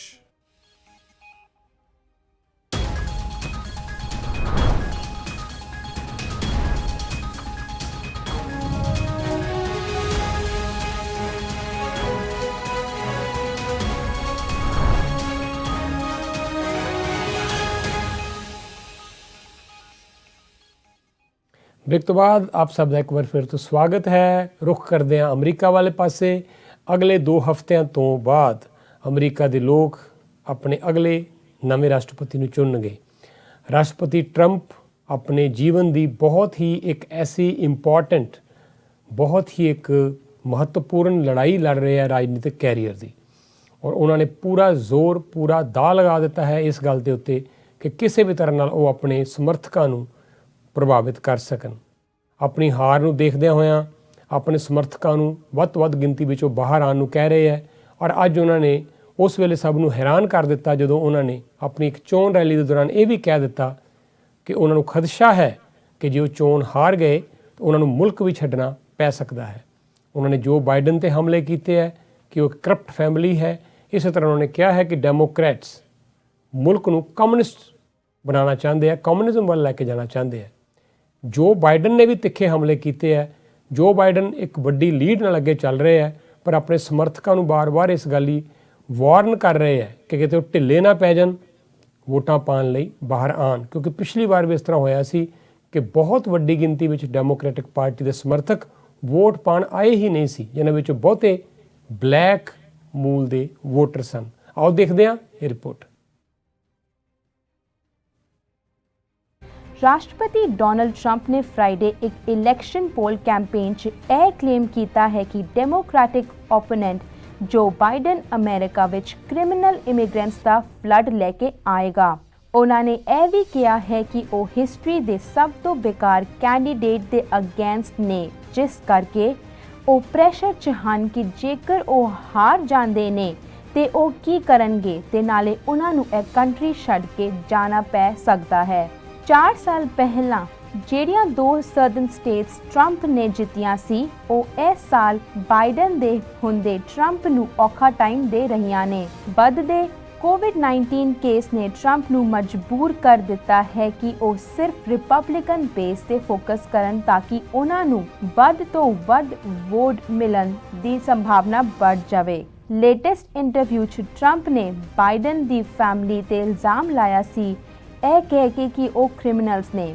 ਉਹਦੇ ਜਵਾਬ 'ਚ ਬਾਈਡਨ ਨੇ ਕਿਹਾ ਕਿ ਟਰੰਪ ਨੂੰ ਇਹ ਸਮਝਣਾ ਪਏਗਾ ਕਿ ਕਰੋਨਾ ਵਾਇਰਸ ਇੱਕ ਅਸਲੀ ਬਿਮਾਰੀ ਹੈ ਤੇ ਅਮਰੀਕਾ ਦਾ ਹਾਲ ਕੋਵਿਡ-19 ਕਰਕੇ ਮਾੜਾ ਹੋ ਰਿਹਾ ਹੈ। In 2016 you voted to fire this corrupt and decrepit political establishment and you elected an outsider as president to finally put America first. And we've learned over the last couple of months Joe Biden is a corrupt politician. He's a corrupt politician. And the Biden family is a criminal enterprise. Frankly, it makes crooked Hillary Clinton look like an amateur. Now, whoever saw anything like this? He goes to China, the kid is followed like a vacuum cleaner. He follows and follows and follows. And unfortunately, it sounds like he left his laptop behind, and they have thousands. Here's a guy, didn't have a job, but now he's taking in millions, and plenty of it goes to Joe Biden, too. Don't kid yourself. It goes to Joe, but did you see the one today? The guy gets 10%. 10%. I wonder who the guy is. This was not a good, between Anthony Weiner's laptop and this laptop, these are two beauties. I think this one could be worse than the Weiner laptop. ਔਰ ਰੁਖ ਕਰਦੇ ਹਾਂ ਹੁਣ ਅਗਲੀ ਖਬਰ ਵਾਲੇ ਪਾਸੇ। Jet Airways ਕਿਸੇ ਵੇਲੇ ਭਾਰਤ ਦੀ ਬਹੁਤ ਹੀ ਸ਼ਾਨਦਾਰ ਏਅਰਲਾਈਨ ਸੀ, ਲੀਡਿੰਗ ਏਅਰਲਾਈਨ ਸੀ ਔਰ ਬੜੇ ਪ੍ਰੋਫਿਟ 'ਚ ਸੀ, ਬਹੁਤ ਐਕਸਪੈਂਡ ਵੀ ਹੋਈ। ਯੂਰਪ ਤੋਂ ਇਲਾਵਾ ਨਾਰਥ ਅਮਰੀਕਾ ਦੇ ਵੀ ਬਹੁਤ ਸਾਰੇ ਰੂਟਸ ਦੇ ਉੱਤੇ ਜੈਟ ਏਅਰਵੇਜ਼ ਦੇ ਜਹਾਜ਼ ਜਦੋਂ ਉਡਾਨ ਭਰਦੇ ਸੀ ਤੇ ਲੋਕ ਇਹਦੇ ਵਿੱਚ ਸਫ਼ਰ ਕਰਨਾ ਇੱਕ ਮਾਣ ਮਹਿਸੂਸ ਕਰਦੇ ਸੀ। ਲੇਕਿਨ ਦੇਖਦਿਆਂ ਇਹ ਜਿਹੜੀ ਏਅਰਲਾਈਨ ਹੈ ਇੰਨੀ ਕਮਜ਼ੋਰ ਹੁੰਦੀ ਗਈ, ਲਾਸ ਹੋਣਾ ਸ਼ੁਰੂ ਹੋ ਗਿਆ ਔਰ ਪਿਛਲੇ ਸਾਲ ਤੇ ਨੌਬਤ ਇਹ ਆ ਗਈ ਕਿ ਅਪ੍ਰੈਲ ਮਹੀਨੇ ਇਸ ਏਅਰਲਾਈਨ ਨੇ ਬੈਂਕਰਪਸੀ ਫਾਈਲ ਕਰ ਦਿੱਤੀ। ਨਰੇਸ਼ ਗੋਇਲ ਨੇ ਜਦੋਂ ਇਹ ਏਅਰਲਾਈਨ ਬਣਾਈ ਸੀ ਅਰਲੀ 90s ਦੇ ਵਿੱਚ, ਉਸ ਵੇਲੇ ਕਦੀ ਸੁਪਨਾ ਨਹੀਂ ਸੀ ਲਿਆ ਕਿ ਕਿਸੇ ਦਿਨ ਇਹ ਏਅਰਲਾਈਨ ਇਸ ਹੱਦ ਤੱਕ ਪਸਾਰ ਕਰੇਗੀ, ਇੰਨੀ ਐਕਸਪੈਂਡ ਹੋਏਗੀ। ਲੇਕਿਨ ਇੰਨੇ ਐਕਸਪੈਂਸ਼ਨ ਤੋਂ ਬਾਵਜੂਦ ਵੀ ਜਦੋਂ ਇਹ ਏਅਰਲਾਈਨ ਘਾਟੇ 'ਚ ਜਾਣੀ ਸ਼ੁਰੂ ਹੋਈ, ਹਾਲਾਤ ਇਹ ਪੈਦਾ ਹੋ ਗਏ ਕਿ ਇੰਡੀਅਨ ਆਇਲ ਵਰਗੀਆਂ ਕੰਪਨੀਆਂ ਨੇ ਤੇਲ ਪਾਉਣ ਤੋਂ ਨਾ ਕਰ ਦਿੱਤਾ। ਜਿਹੜਾ ਸਟਾਫ ਸੀ, ਜਿਹੜੇ ਵੀ ਫਲਾਈਟ ਅਟੈਂਡੈਂਟਸ, ਜਿਹੜੇ ਵੀ ਪਾਇਲਟਸ, ਕਈ ਮਹੀਨੇ ਤਨਖਾਹ ਨਹੀਂ ਮਿਲੀ ਔਰ ਨਤੀਜਾ ਫਿਰ ਇਹ ਹੋਇਆ ਕਿ ਆਖਰਕਾਰ ਇਸ ਏਅਰਲਾਈਨ ਨੇ ਦਮ ਤੋੜ ਦਿੱਤਾ। ਇਸ ਦੇ ਜਹਾਜ਼ ਗਰਾਊਂਡ ਹੋ ਚੁੱਕੇ ਹੈ। ਲਗਭਗ 30,000 ਕਰੋੜ ਦਾ ਕਰਜ਼ਾ ਹੈ ਇਹ ਜੈਟ ਏਅਰਲਾਈਨ ਦੇ ਸਿਰ ਦੇ ਉੱਤੇ। ਨਰੇਸ਼ ਗੋਇਲ ਨੇ ਇਸ ਦੇ ਚੇਅਰਮੈਨ ਵਜੋਂ ਅਸਤੀਫਾ ਦੇ ਦਿੱਤਾ ਹੈ। 51% ਹਿੱਸਾ ਜਿਹੜਾ ਹੈ, ਸਟੇਕ ਜਿਹੜਾ ਇਹਦੇ ਵਿੱਚ, ਉਹ ਸਟੇਟ ਬੈਂਕ ਆਫ ਇੰਡੀਆ ਦਾ ਹੈ। ਇੰਡੀਆ ਦੇ ਵਿੱਚ ਬੜੇ ਵੱਡੇ ਸਕੈਮ ਹੋਏ ਆ। ਨੀਰਵ ਮੋਦੀ ਸਕੈਮ ਹੋਇਆ ਹੈ, ਵਿਜੇ ਮਾਲਿਆ ਸਕੈਮ ਹੋਇਆ। ਲੋਕ ਸੋਚਦੇ ਸੀ ਕਿ ਸ਼ਾਇਦ ਕੇਂਦਰ ਦੀ ਸਰਕਾਰ ਇਸ ਏਅਰਲਾਈਨ ਨੂੰ ਡੁੱਬਣ ਤੋਂ ਬਚਾਏਗੀ, ਇਸ ਏਅਰਲਾਈਨ ਨੂੰ ਫਲਾਈ ਕਰਦੀ ਰੱਖੇਗੀ, ਲੇਕਿਨ ਕੇਂਦਰ ਸਰਕਾਰ ਅੱਗੇ ਨਹੀਂ ਆਈ। ਹੁਣ 2 ਲੋਕ ਜਿਹੜੇ ਆ ਉਹ ਅੱਗੇ ਆਏ ਹੈ ਔਰ ਕਾਫੀ ਇਸ ਗੱਲ ਦੀ ਸੰਭਾਵਨਾ ਵੱਧ ਗਈ ਹੈ ਕਿ ਜੈਟ 에ਅਰਲਾਈਨ ਦੇ ਜਹਾਜ਼ ਮੁੜ ਤੋਂ ਫਲਾਈ ਕਰ ਸਕਦੇ ਆ। ਆਓ ਦੇਖਦੇ ਹਾਂ ਇਹ ਸਪੈਸ਼ਲ ਰਿਪੋਰਟ। ਕਿਸੇ ਵੇਲੇ ਭਾਰਤ ਦੀ ਸਭ ਤੋਂ ਵੱਡੀ ਕਮਰਸ਼ੀਅਲ ਪੈਸੇਂਜਰ 에ਅਰਲਾਈਨ ਰਹਿ ਚੁੱਕੀ ਜੈਟ 에ਅਰਵੇਜ਼ ਬੇਸ਼ੱਕ ਬੈਂਕਰਪਟਰੀ ਫਾਈਲ ਕਰ ਚੁੱਕੀ ਹੈ, ਪਰੰਤੂ ਹੁਣ ਇਸ ਗੱਲ ਦੀ ਸੰਭਾਵਨਾ ਵੱਧਦੀ ਜਾ ਰਹੀ ਹੈ ਕਿ ਜੈਟ 에ਅਰਵੇਜ਼ ਦੇ ਜਹਾਜ਼ ਮੁੜ ਤੋਂ ਉਡਣਗੇ। ਜ਼ਿਕਰਯੋਗ ਹੈ ਕਿ 17 ਅਪ੍ਰੈਲ 2019 ਨੂੰ ਜੈਟ 에ਅਰਵੇਜ਼ ਦੇ ਲਗਾਤਾਰ ਘਾਟੇ ਵਿੱਚ ਚੱਲਦਿਆਂ ਇਸ ਦੇ ਸਾਰੇ ਜਹਾਜ਼ਾਂ ਨੂੰ ਗਰਾਊਂਡ ਕਰ ਦਿੱਤਾ ਗਿਆ ਸੀ ਅਤੇ ਲਗਭਗ 16,000 ਕਰਮਚਾਰੀਆਂ ਨੂੰ ਨੌਕਰੀ ਤੋਂ ਜਵਾਬ ਦੇ ਦਿੱਤਾ ਗਿਆ ਸੀ। 1 ਅਪ੍ਰੈਲ 1992 ਨੂੰ ਨਰੇਸ਼ ਗੋਇਲ ਵੱਲੋਂ ਸਥਾਪਿਤ ਕੀਤੀ ਗਈ ਜੈਟ 에ਅਰਵੇਜ਼ ਨੇ 2017 ਅਤੇ 18 ਤੱਕ ਲਗਾਤਾਰ ਬੁਲੰਦੀਆਂ ਨੂੰ ਛੂਹਿਆ ਅਤੇ ਇਸ ਦੇ ਸਾਲਾਨਾ ਰੈਵਨਿਊ $3.5 ਬਿਲੀਅਨ ਅਮਰੀਕੀ ਡਾਲਰ ਸੀ, ਜਿਸ ਦੇ ਵਿੱਚੋਂ $88 ਮਿਲੀਅਨ ਦਾ ਪ੍ਰੋਫਿਟ ਵੀ ਸੀ। ਪਰੰਤੂ ਮਾਰਚ 2019 ਵਿੱਚ ਇੰਡੀਅਨ ਆਇਲ ਕੰਪਨੀ ਨੇ ਜੈਟ 에ਅਰਵੇਜ਼ ਜਹਾਜ਼ਾਂ ਵਿੱਚ ਤੇਲ ਪਾਉਣ ਤੋਂ ਮਨਾ ਕਰ ਦਿੱਤਾ ਅਤੇ ਸ਼ਰਤ ਰੱਖ ਦਿੱਤੀ ਕਿ ਜਦ ਤੱਕ ਪਿਛਲਾ ਬਕਾਇਆ ਕਲੀਅਰ ਨਹੀਂ ਕੀਤਾ ਜਾਵੇਗਾ ਉਹ ਤੇਲ ਨਹੀਂ ਦੇਣਗੇ। ਇਸ ਸਮੇਂ ਇਸ ਕੰਪਨੀ ਤੇ $4 ਬਿਲੀਅਨ ਦਾ ਕਰਜ਼ਾ ਹੈ, ਜਿਸ ਵਿੱਚੋਂ 30,000 ਕਰੋੜ ਕ੍ਰੈਡੀਟਰ ਦੇ ਦੇਣੇ ਬਾਕੀ ਹਨ, ਜਿਨ੍ਹਾਂ ਵਿੱਚੋਂ 51% ਹਿੱਸਾ ਸਟੇਟ ਬੈਂਕ ਆਫ ਇੰਡੀਆ ਦਾ ਹੈ। ਕੰਪਨੀ ਕੋਲ ਜਿਹੜੇ ਜਹਾਜ਼ ਲੀਜ਼ ਤੇ ਸਨ ਉਹ ਤਾਂ 2019 ਅਪ੍ਰੈਲ ਵਿੱਚ ਹੀ ਵਾਪਸ ਲੈ ਗਏ ਸਨ, ਪਰੰਤੂ ਹਜੇ ਵੀ ਇਸ ਕੰਪਨੀ ਦੇ ਕੋਲ ਜਹਾਜ਼ ਚੰਗੀ ਹਾਲਤ ਵਿੱਚ ਹਨ ਜੋ ਕਿਸੇ ਵੀ ਸਮੇਂ ਉਡਾਨ ਭਰਨ ਲਈ ਤਿਆਰ ਹਨ। ਮਿਲੀ ਜਾਣਕਾਰੀ ਮੁਤਾਬਿਕ ਸ਼ਨੀਵਾਰ ਨੂੰ ਲੰਡਨ ਬੇਸਡ ਕਾਲਰੌਕ ਕੈਪੀਟਲ ਅਤੇ UAE ਬੇਸਡ ਬਿਜ਼ਨਸਮੈਨ ਮੁਰਾਰੀ ਲਾਲ ਜਲਨ ਨੇ ਇਸ ਕੰਪਨੀ ਨੂੰ ਖਰੀਦਣ ਦੀ ਪੇਸ਼ਕਸ਼ ਦਿੱਤੀ ਹੈ, ਜੋ ਕ੍ਰੈਡੀਟਰਸ ਵੱਲੋਂ ਅਪਰੂਵ ਕਰ ਦਿੱਤੀ ਗਈ ਹੈ। ਇਸ ਗੱਲ ਦੀ ਕਾਫੀ ਸੰਭਾਵਨਾ ਵੱਧ ਗਈ ਹੈ ਕਿ ਜੈਟ 에ਅਰਵੇਜ਼ ਦੇ ਜਹਾਜ਼ ਮੁੜ ਤੋਂ ਉਡਾਨਾਂ ਭਰਨਗੇ, ਜਿਸ ਕਾਰਨ ਨਾਰਥ ਅਮਰੀਕੀ ਅਤੇ ਯੂਰਪ ਵਿੱਚੋਂ ਵਸਦੇ ਭਾਰਤੀਆਂ ਲੋਕਾਂ ਨੂੰ ਵੱਡੀ ਰਾਹਤ ਮਿਲ ਸਕਦੀ ਹੈ। ਤੁਹਾਡਾ ਸਾਰਿਆਂ ਦਾ ਅਸੀਂ ਸ਼ੁਕਰੀਆ ਅਦਾ ਕਰਦੇ ਹਾਂ। ਪ੍ਰਵਾਸੀ ਮੀਡੀਆ ਗਰੁੱਪ ਵੱਲੋਂ ਪ੍ਰਵਾਸੀ ਟੈਲੀਵਿਜ਼ਨ ਅਜੇ ਥੋੜ੍ਹਾ ਸਮਾਂ ਪਹਿਲਾਂ ਹੀ ਸ਼ੁਰੂ ਕੀਤਾ ਗਿਆ ਔਰ ਦੇਖਦਿਆਂ ਅਸੀਂ ਪੂਰੀ ਕੋਸ਼ਿਸ਼ ਕਰ ਰਹੇ ਹਾਂ ਕਿ ਤੁਹਾਨੂੰ ਹਰ ਤਰ੍ਹਾਂ ਦੀਆਂ ਸਪੈਸ਼ਲ ਰਿਪੋਰਟਸ ਦਿਖਾਈਏ, ਵੱਧ ਤੋਂ ਵੱਧ ਤੁਹਾਨੂੰ ਖਬਰਾਂ, ਨਵੀਆਂ ਤੋਂ ਨਵੀਆਂ ਖਬਰਾਂ, ਬ੍ਰੇਕਿੰਗ ਨਿਊਜ਼ ਇਸ ਚੈਨਲ ਰਾਹੀਂ ਦਈਏ। Thank you so much. ਅੱਜ ਤੁਸੀਂ ਵੀਕਐਂਡ ਦਾ ਸਮਾਂ ਸਾਡੇ ਨਾਲ ਗੁਜ਼ਾਰ ਰਹੇ ਹੋ ਇਸ ਵੇਲੇ ਔਰ ਮੈਨੂੰ ਬੜੀ ਖੁਸ਼ੀ ਹੈ ਅਸੀਂ ਵੀ ਤੁਹਾਨੂੰ ਵਧੀਆ ਤੋਂ ਵਧੀਆ ਜਾਣਕਾਰੀ ਦੇ ਰਹੇ ਹਾਂ। ਆਓ ਇਹ ਜਾਣਕਾਰੀ ਸਿਲਸਿਲਾ ਜਾਰੀ ਰੱਖਾਂਗੇ। 75 ਲੱਖ ਲੋਕ ਜਿਹੜੇ ਭਾਰਤ ਦੇ ਵਿੱਚ ਹੁਣ ਤੱਕ ਕਰੋਨਾ ਵਾਇਰਸ ਦੇ ਪੀੜਤ ਹੋ ਗਏ ਹੈ। ਡਿਕਸੀ ਗੁਰਦੁਆਰੇ ਅੱਜ ਅਸੀਂ ਇੱਕ ਸਪੈਸ਼ਲ ਪ੍ਰੋਗਰਾਮ ਕੀਤਾ ਲਾਈਵ ਰੇਡੀਓ ਦੇ ਉੱਤੇ, ਸਿੱਧਾ ਪ੍ਰਸਾਰਣ ਕੀਤਾ ਨਾ ਸਿਰਫ ਰੇਡੀਓ ਤੋਂ ਬਲਕਿ TV ਤੋਂ ਵੀ। ਅਸੀਂ ਤੁਹਾਡੇ ਨਾਲ ਵਾਅਦਾ ਕੀਤਾ ਸੀ ਕਿ ਅਸੀਂ TV ਦਾ ਲਾਈਵ ਟੈਲੀਕਾਸਟ ਸ਼ੁਰੂ ਕਰਨ ਜਾ ਰਹੇ ਹਾਂ। ਉਸ ਦੀ ਸ਼ੁਰੂਆਤ ਹੋਈ ਕੀਰਤਪੁਰ ਪਾਰਕ ਤੋਂ। ਇਹ ਸਪੈਸ਼ਲ ਰਿਪੋਰਟ ਵੀ ਦਿਖਾਵਾਂਗੇ ਔਰ ਉਸ ਤੋਂ ਬਾਅਦ ਤੁਹਾਨੂੰ ਲੈ ਕੇ ਚੱਲਾਂਗੇ ਅਸੀਂ ਬ੍ਰਿਟਿਸ਼ ਕੋਲੰਬੀਆ। ਉੱਥੋਂ ਅੱਜ BC ਵਿੱਚ ਹੋਣ ਵਾਲੀਆਂ ਚੋਣਾਂ ਬਾਰੇ ਪੂਰੀ ਜਾਣਕਾਰੀ ਲਵਾਂਗੇ। ਇਸ ਤਰ੍ਹਾਂ ਸਾਡੇ ਨਾਲ ਜੁੜੇ ਰਹੋ। ਮਿਲਦੇ ਹਾਂ ਇੱਕ ਬ੍ਰੇਕ ਤੋਂ ਬਾਅਦ।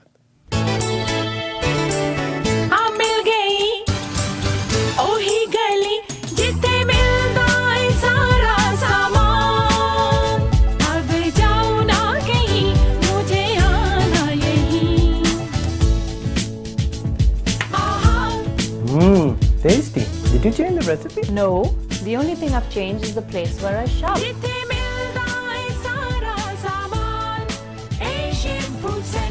ਟਰਾਂਸਪੋਰਟ ਦੀ ਦੁਨੀਆ ਦੇ ਵਿੱਚ ਵੱਖਰੀ ਮਿਸਾਲ ਪੈਦਾ ਕੀਤੀ ਹੈ ਚਾਰਜਰ ਲੌਜਿਸਟਿਕ ਨੇ। ਨਵੇਂ ਟਰੱਕ ਅਤੇ ਟ੍ਰੇਲਰ ਨਾਰਥ ਅਮਰੀਕਾ ਵਿੱਚ 18 ਤੋਂ ਵੀ ਵੱਧ ਲੋਕੇਸ਼ਨ ਤੋਂ ਚੱਲਦੇ ਹਨ। Within Canada to USA, within USA, dedicate lanes ਸਾਰਾ ਸਾਲ ਚੱਲਦੀਆਂ ਹਨ। ਮਰਜ਼ੀ ਦੀ ਡਿਸਪੈਚ ਤੇ ਮਰਜ਼ੀ ਦੇ ਮਾਈਲ ਮਿਲਦੇ ਹਨ, ਉਹ ਵੀ ਬੈਸਟ ਰੇਟ ਤੇ।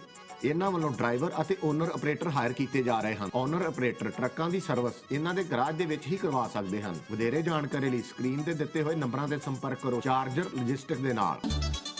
ਇੰਡੀਅਨ ਪੰਜਾਬੀ ਬਾਜ਼ਾਰ 115 ਫਾਦਰ ਟੋਬਨ ਰੋਡ ਬਰੈਂਪਟਨ ਵਿੱਚ ਭਾਰਤੀ ਗਰੋਸਰੀ ਦਾ ਭੰਡਾਰ ਇੰਡੀਅਨ ਪੰਜਾਬੀ ਬਾਜ਼ਾਰ, ਜਿੱਥੇ ਤਾਜ਼ੇ ਫਲ ਤੇ ਸਬਜ਼ੀਆਂ, ਦਾਲਾਂ, ਮਸਾਲੇ ਤੇ ਆਟਾ, ਗੱਲ ਕੀ ਤੁਹਾਡੀ ਗਰੋਸਰੀ ਦੀਆਂ ਸਾਰੀਆਂ ਲੋੜਾਂ ਪੂਰੀਆਂ ਕੀਤੀਆਂ ਜਾਂਦੀਆਂ ਨੇ।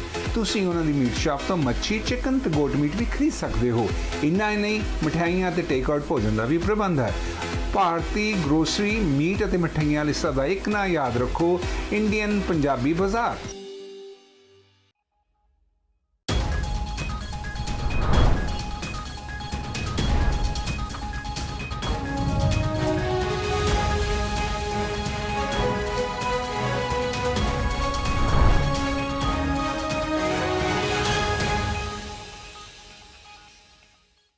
ਬ੍ਰੇਕ ਤੋਂ ਬਾਅਦ ਇੱਕ ਵਾਰ ਫਿਰ ਆਪ ਸਭ ਦਾ ਸਵਾਗਤ ਹੈ। ਬੀਤੇ 2-3 ਹਫ਼ਤੇ ਪਹਿਲਾਂ ਜਦੋਂ ਡਿਕਸੀ ਗੁਰਦੁਆਰੇ ਦੀ ਮੈਨੇਜਮੈਂਟ ਵੱਲੋਂ 1320 ਦੇ ਰੇਡੀਓ ਹੋਸਟ ਨੂੰ ਇੱਕ ਅਪੀਲ ਕੀਤੀ ਗਈ ਕਿ ਸਾਡੇ ਲਈ ਕੀਰਤਪੁਰ ਪਾਰਕ ਲਈ ਤੁਸੀਂ ਫੰਡ ਇਕੱਠਾ ਕਰੋ, ਸਭ ਦੇ ਮਨਾਂ ਦੇ ਵਿੱਚ ਕਿਤੇ ਨਾ ਕਿਤੇ ਸ਼ੰਕੇ ਸਨ ਕਿ ਕਮਿਊਨਿਟੀ ਵੱਲੋਂ ਪਤਾ ਨਹੀਂ ਕਿਸ ਤਰ੍ਹਾਂ ਦਾ ਰਿਸਪੌਂਸ ਇਸ ਪ੍ਰੋਜੈਕਟ ਵਾਸਤੇ ਮਿਲੇਗਾ। ਲੇਕਿਨ ਉਹੀ ਹੋਇਆ ਜੋ ਹਰ ਸਾਲ ਹਰ ਵਾਰ ਹੁੰਦਾ ਹੈ। ਤੁਸੀਂ ਸਾਰਿਆਂ ਨੇ ਬੇਮਿਸਾਲ ਹੁੰਗਾਰਾ ਦਿੱਤਾ ਇਸ ਪ੍ਰੋਜੈਕਟ ਨੂੰ ਔਰ ਬਹੁਤ ਵੱਡੀ ਗਿਣਤੀ ਵਿੱਚ ਆਸ ਤੋਂ ਵੀ 3 ਗੁਣਾ ਜ਼ਿਆਦਾ ਫੰਡ ਜਿਹੜੇ ਉਹ ਇਕੱਠੇ ਹੋਏ। ਨਤੀਜਾ ਇਹ ਹੈ ਕਿ ਡਿਕਸੀ ਗੁਰਦੁਆਰੇ ਦੀ ਮੈਨੇਜਮੈਂਟ ਦੇ ਹੌਸਲੇ ਬੁਲੰਦ ਹੈ ਔਰ ਕੀਰਤਪੁਰ ਪਾਰਕ ਦਾ ਜਿਹੜਾ ਕੰਮ ਹੈ, ਕੰਸਟਰਕਸ਼ਨ ਦਾ ਕੰਮ, ਉਹ ਬੜੇ ਜ਼ੋਰ ਸ਼ੋਰ ਨਾਲ ਚੱਲ ਰਿਹਾ। ਅੱਜ ਅਸੀਂ ਪਹਿਲੀ ਵਾਰ ਪ੍ਰਵਾਸੀ ਰੇਡੀਓ ਦੇ ਉੱਤੇ ਔਰ ਪ੍ਰਵਾਸੀ ਟੀਵੀ ਤੇ ਸਾਂਝੇ ਤੌਰ ਦੇ ਉੱਤੇ ਲਾਈਵ ਟੈਲੀਕਾਸਟ ਕੀਤਾ ਸਾਰੇ ਦਾ ਸਾਰਾ ਉੱਥੋਂ ਦਾ ਪ੍ਰੋਗਰਾਮ।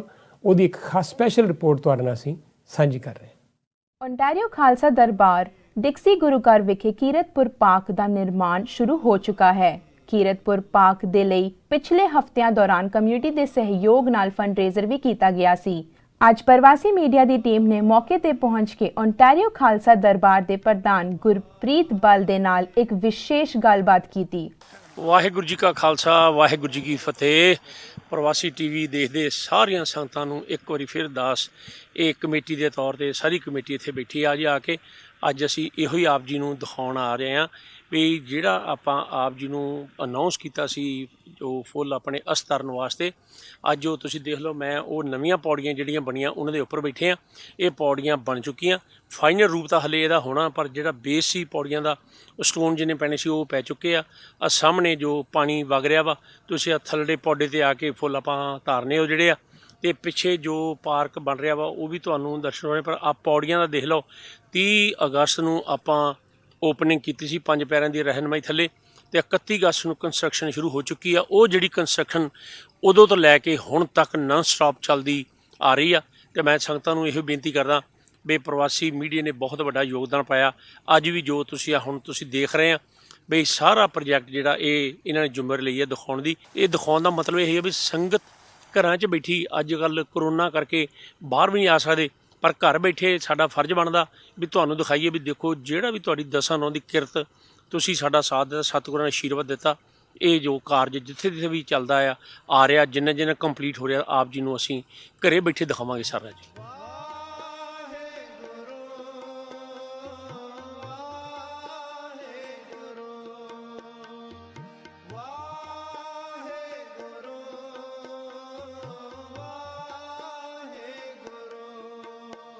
ਹਾਂਜੀ, ਹੁਣ ਤੁਸੀਂ ਜਿੱਦਾਂ ਪਿੱਛੇ ਉਹ ਪਾਣੀ ਤਾਰਨ ਦੀਆਂ ਪੌੜੀਆਂ ਬਣੀਆਂ ਉਹ ਸੀਗੀਆਂ, ਹੁਣ ਤੁਹਾਨੂੰ ਜਿਹੜਾ ਅਸਲੀ ਗੇਟ ਬਣਨਾ, ਜਦੋਂ ਆਪਾਂ ਪਿੱਛੇ ਕਾਰ ਪਾਰਕ ਕਰਕੇ ਆਉਣਾ ਤੇ ਪਰਿਵਾਰ ਨੇ ਇੱਥੇ ਆਉਣਾ ਆ, ਤੇ ਆਹ ਦੇਖੋ ਗੇਟ ਜਿਹੜਾ ਕਿ ਸੀਮੈਂਟ ਦੇ ਸਾਰਾ ਕੁਝ ਤਿਆਰ ਹੋ ਚੁੱਕਾ, ਤੇ ਇਹ ਤੁਸੀਂ ਇੱਥੇ ਗੇਟ ਲੱਗਣਾ।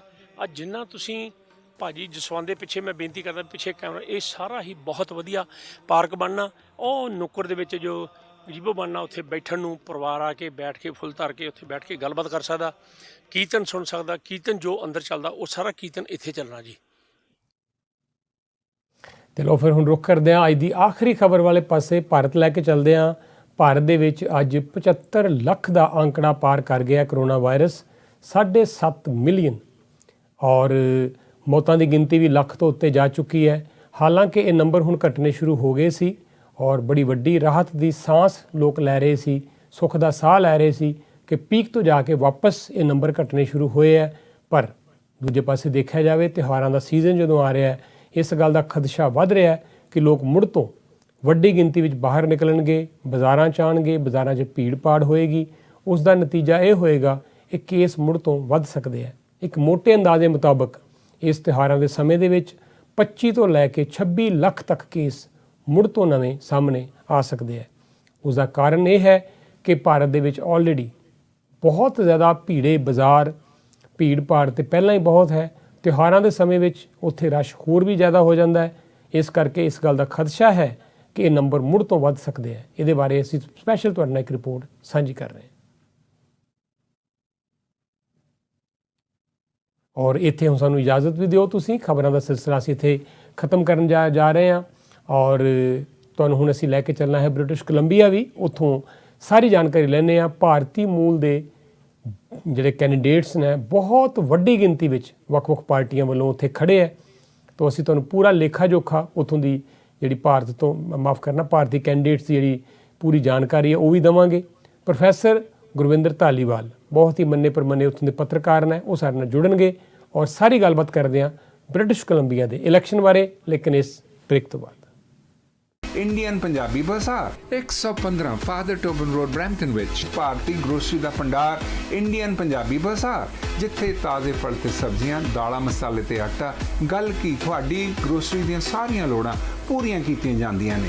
ਤੁਸੀਂ ਉਹਨਾਂ ਦੀ ਮੀਟ ਸ਼ਾਪ ਤੋਂ ਮੱਛੀ, ਚਿਕਨ ਤੇ ਗੋਟ ਮੀਟ ਵੀ ਖਰੀਦ ਸਕਦੇ ਹੋ। ਇੰਨਾ ਹੀ ਨਹੀਂ, ਮਠਿਆਈਆਂ ਤੇ ਟੇਕ ਆਊਟ ਭੋਜਨ ਦਾ ਵੀ ਪ੍ਰਬੰਧ ਹੈ।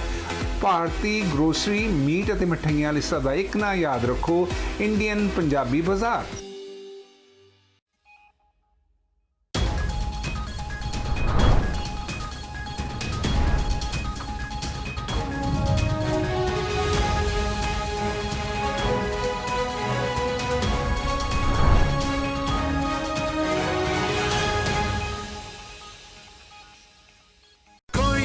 मीठा कोई कहे नमकीन, एक बात तो पक्की है कि सब है इसके शौकीन। ये है राजधानी राजधानी राजधानी। राजधानी स्वीट्स एंड रेस्टोरेंट के प्योर वेजिटेरियन लजीज खाने, जिसके स्वाद के सभी हैं दीवाने। फैमिली और फ्रेंड्स के साथ आकर खाइए या फिर केटरिंग करवाइए, मिठाइयाँ ऐसी कि मजा आ जाए। ये है राजधानी राजधानी राजधानी। 4 locations in GTA. For info visit rajdanisweets.ca. Skydome auto body centre, ਜਿਨ੍ਹਾਂ ਵੱਲੋਂ ਗੱਡੀਆਂ ਦਾ ਬੋਡੀ ਵਰਕ, ਮਕੈਨੀਕਲ ਵਰਕ ਦੇ ਨਾਲ AC ਮਫਲਰ ਤੇ ਐਗਜ਼ੌਸਟ ਦਾ ਕੰਮ ਵੀ ਕਰਾ ਸਕਦੇ ਹੋ। ਗੱਡੀਆਂ ਦੀ ਅਲਾਈਨਮੈਂਟ, ਐਮਿਸ਼ਨ ਟੈਸਟ, ਨਵੇਂ ਅਤੇ ਪੁਰਾਣੇ ਟਾਇਰ ਵੀ ਪਵਾ ਸਕਦੇ ਹੋ। ਇਹਨਾਂ ਵੱਲੋਂ ਟਰੱਕਸ ਦਾ ਬੋਡੀ ਵਰਕ ਵੀ ਕੀਤਾ ਜਾਂਦਾ ਹੈ। ਇਹ ਸਾਰੀਆਂ ਹੀ ਇੰਸ਼ੋਰੈਂਸ ਕੰਪਨੀਆਂ ਨਾਲ ਖੁਦ ਹੀ ਡੀਲ ਕਰਦੇ ਹਨ। ਵਧੇਰੇ ਜਾਣਕਾਰੀ ਲਈ ਸੰਪਰਕ ਕਰੋ 9058749878। Skydome auto body centre. World class brand ਦੇ ਮੁਕਾਬਲੇ ਦਾ ਮੈਨ ਪੀਅਰ ਦਾ ਸਟੋਰ ਹੁਣ ਮਿਸਾਗਾ ਵਿੱਚ ਡਿਕਸੀ ਤੇ ਮਾਇਰ ਸਾਈਡ ਦੇ ਇੰਟਰਸੈਕਸ਼ਨ ਤੇ Peer and McKay. Quality, fitting ਤੇ ਵੈਲਿਊ ਦਾ ਦੂਸਰਾ ਨਾਮ ਹੈ Peer and McKay. 100% Italian wool suit, Egyptian cotton shirt, Italian wool trouser, cashmere wool overcoat, winter cloth की नवी शिपमेंट हुन पहुंच चुकी है। विजिट spearandmckay.com और call 9056703388। We follow all COVID-19 instructions.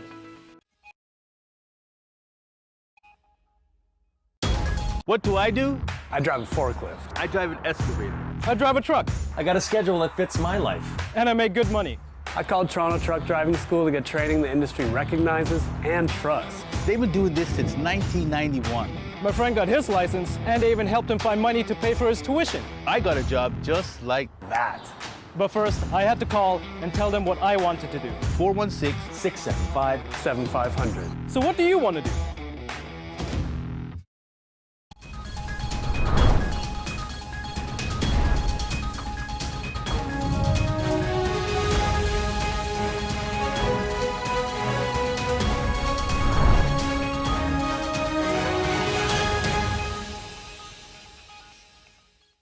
ਤੁਹਾਨੂੰ ਅਸੀਂ ਲੈ ਕੇ ਚੱਲ ਰਹੇ ਹਾਂ ਬ੍ਰਿਟਿਸ਼ ਕੋਲੰਬੀਆ ਔਰ ਬੜੀ ਜਲਦੀ ਸਰੀ ਤੋਂ ਸਾਡੇ ਨਾਲ ਪ੍ਰੋਫੈਸਰ ਗੁਰਵਿੰਦਰ ਧਾਲੀਵਾਲ ਹੋਰੀ ਜੁੜ ਰਹੇ ਹੈ। ਪੰਜਾਬੀਆਂ ਨੇ ਬਹੁਤ ਮੱਲਾਂ ਮਾਰੀਆਂ ਕੈਨੇਡਾ ਦੇ ਵਿੱਚ, ਪੋਲਿਟਿਕਸ ਦੇ ਵਿੱਚ, ਇਹ 'ਚ ਕੋਈ ਦੋ ਰਾਏ ਨਹੀਂ ਹੈ। ਇਸ ਵੇਲੇ ਵੀ ਤੁਸੀਂ ਦੇਖੋ ਆਪਣੇ ਪੰਜਾਬੀਆਂ ਨੇ ਫੈਡਰਲ ਪੱਧਰ ਦੇ ਉੱਤੇ ਵੀ ਬਹੁਤ ਵੱਡੀਆਂ ਮੱਲਾਂ ਮਾਰੀਆਂ, ਪ੍ਰੋਵਿੰਸ਼ੀਅਲ ਪੱਧਰ 'ਤੇ ਵੀ ਦੇਖੀਏ ਤੇ ਬ੍ਰਿਟਿਸ਼ ਕੋਲੰਬੀਆ ਤੋਂ ਲੈ ਕੇ ਅਲਬਰਟਾ ਤੋਂ ਲੈ ਕੇ ਅੰਟਾਰੀਓ ਤੋਂ ਲੈ ਕੇ ਲਗਭਗ ਹਰ ਸੂਬੇ ਵਿੱਚ ਪੰਜਾਬੀਆਂ ਦਾ ਕੋਈ ਨਾ ਕੋਈ ਕੰਟਰੀਬਿਊਸ਼ਨ, ਕੋਈ ਨਾ ਕੋਈ ਯੋਗਦਾਨ ਰਾਜਨੀਤੀ ਵਿੱਚ ਜ਼ਰੂਰ ਹੈ। ਇਸ ਵਾਰ ਦੇ BC ਦੇ ਇਲੈਕਸ਼ਨ ਵਿੱਚ ਵੀ ਵੱਡੀ ਗਿਣਤੀ ਵਿੱਚ ਪੰਜਾਬੀ ਉਮੀਦਵਾਰ ਜਿਹੜੇ ਆ ਉਹ ਨਜ਼ਰ ਆ ਰਹੇ ਹੈ।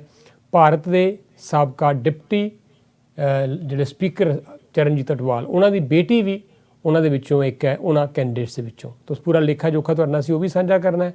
ਬ੍ਰਿਟਿਸ਼ ਕੋਲੰਬੀਆ ਇੱਕ ਉਹ ਸੂਬਾ ਹੈ ਜਿੱਥੇ ਭਾਰਤੀ ਮੂਲ ਦੇ ਉੱਜਲ ਦੋਸਾਂਝ ਪ੍ਰੀਮੀਅਰ ਤੱਕ ਵੀ ਰਹਿ ਚੁੱਕੇ ਹੈ। ਤੋ ਬ੍ਰਿਟਿਸ਼ ਕੋਲੰਬੀਆ ਉਹ ਜਗ੍ਹਾ ਹੈ ਜਿੱਥੇ ਸਭ ਤੋਂ ਪਹਿਲਾਂ ਪੰਜਾਬੀ ਆਏ, ਪੰਜਾਬੀਆਂ ਨੇ ਆਪਣੇ ਵੱਖ-ਵੱਖ ਖੇਤਰਾਂ ਦੇ ਵਿੱਚ ਨਾਮ ਬਣਾਇਆ ਔਰ ਰਾਜਨੀਤੀ 'ਚ ਖਾਸ ਤੌਰ ਦੇ ਉੱਤੇ ਪੰਜਾਬੀਆਂ ਨੇ ਉੱਥੋਂ ਜਿਹੜੀ ਜਦੋਜਹਿਦ ਸ਼ੁਰੂ ਕੀਤੀ, ਮੁੱਢ ਬੰਨਿਆ, ਉਹ ਬ੍ਰਿਟਿਸ਼ ਕੋਲੰਬੀਆ ਹੀ ਸੀ। ਇਸ ਵੇਲੇ ਵੀ ਸਰੀ ਦੇ ਵਿੱਚ ਸੰਘਣੀ ਆਬਾਦੀ ਹੈ ਪੰਜਾਬੀਆਂ ਦੀ। ਕੁਝ ਰਾਈਡਿੰਗ ਤਾਂ ਉੱਥੇ ਐਸੀਆਂ ਜਿੱਥੋਂ ਕਿਸੇ ਹੋਰ ਮੂਲ ਦੇ ਵਿਅਕਤੀ ਤੇ ਜਿੱਤਣਾ ਲਗਭਗ ਨਾਮੁਮਕਿਨ ਹੈ। ਜੋ ਅਸੀਂ ਬਰੈਂਪਟਨ 'ਚ ਹੁਣ ਦੇਖ ਰਹੇ ਹਾਂ, ਜਿੱਥੇ ਇੱਕ ਰਾਈਡਿੰਗ ਵਿੱਚ 3 ਦੇ 3 ਉਮੀਦਵਾਰ ਪੰਜਾਬੀ ਹੁੰਦੇ ਆ ਮੋਸਟਲੀ, ਸਾਰੀਆਂ ਪਾਰਟੀਆਂ ਦੇ ਉਮੀਦਵਾਰ ਪੰਜਾਬੀ ਹੀ ਹੁੰਦੇ ਆ। ਉਸ ਤਰ੍ਹਾਂ ਹੀ ਬ੍ਰਿਟਿਸ਼ ਕੋਲੰਬੀਆ ਦੇ ਵਿੱਚ ਅਗਰ ਗੱਲ ਕਰੀਏ ਤਾਂ ਸਰੀ ਦਾ ਖਾਸ ਤੌਰ 'ਤੇ ਜਿਹੜਾ ਇਲਾਕਾ ਹੈ ਉੱਥੇ ਪੰਜਾਬੀਆਂ ਦਾ ਗੜ੍ਹ ਹੈ। ਤਾਂ ਤੁਹਾਨੂੰ ਅਸੀਂ ਬ੍ਰਿਟਿਸ਼ ਕੋਲੰਬੀਆ ਦੇ ਇਲੈਕਸ਼ਨ ਬਹੁਤ ਮਹੱਤਤਾ ਰੱਖਦੇ ਆ ਸਾਡੇ ਸਾਰਿਆਂ ਵਾਸਤੇ, ਇਸ ਕਰਕੇ ਬ੍ਰਿਟਿਸ਼ ਕੋਲੰਬੀਆ ਦੇ ਇਲੈਕਸ਼ਨ ਦੇ ਉੱਤੇ ਇੱਕ ਸਪੈਸ਼ਲ ਰਿਪੋਰਟ ਦਿਖਾ ਰਹੇ ਹਾਂ, ਲੇਕਿਨ 1 ਜਾਂ 2 ਇਸ ਬ੍ਰੇਕ ਤੋਂ ਬਾਅਦ। ਇੰਡੀਅਨ ਪੰਜਾਬੀ ਬਾਜ਼ਾਰ 115 ਫਾਦਰ ਟੋਬਨ ਰੋਡ ਬਰੈਂਪਟਨ ਵਿੱਚ ਭਾਰਤੀ ਗਰੋਸਰੀ ਦਾ ਭੰਡਾਰ ਇੰਡੀਅਨ ਪੰਜਾਬੀ ਬਾਜ਼ਾਰ, ਜਿੱਥੇ ਤਾਜ਼ੇ ਫਲ ਤੇ ਸਬਜ਼ੀਆਂ, ਦਾਲਾਂ, ਮਸਾਲੇ ਤੇ ਆਟਾ, ਗੱਲ ਕੀ ਤੁਹਾਡੀ ਗਰੋਸਰੀ ਦੀਆਂ ਸਾਰੀਆਂ ਲੋੜਾਂ ਪੂਰੀਆਂ ਕੀਤੀਆਂ ਜਾਂਦੀਆਂ ਨੇ। ਤੁਸੀਂ ਉਹਨਾਂ ਦੀ ਮੀਟ ਸ਼ਾਪ ਤੋਂ ਮੱਛੀ, ਚਿਕਨ ਤੇ ਗੋਟ ਮੀਟ ਵੀ ਖਰੀਦ ਸਕਦੇ ਹੋ। ਇੰਨਾ ਹੀ ਨਹੀਂ, ਮਠਿਆਈਆਂ ਤੇ ਟੇਕ ਆਊਟ ਭੋਜਨ ਦਾ ਵੀ ਪ੍ਰਬੰਧ ਹੈ। ਭਾਰਤੀ ਗਰੋਸਰੀ, ਮੀਟ ਅਤੇ ਮਠਿਆਈਆਂ ਲਈ ਸਦਾ ਇੱਕ ਨਾਂ ਯਾਦ ਰੱਖੋ, ਇੰਡੀਅਨ ਪੰਜਾਬੀ ਬਾਜ਼ਾਰ।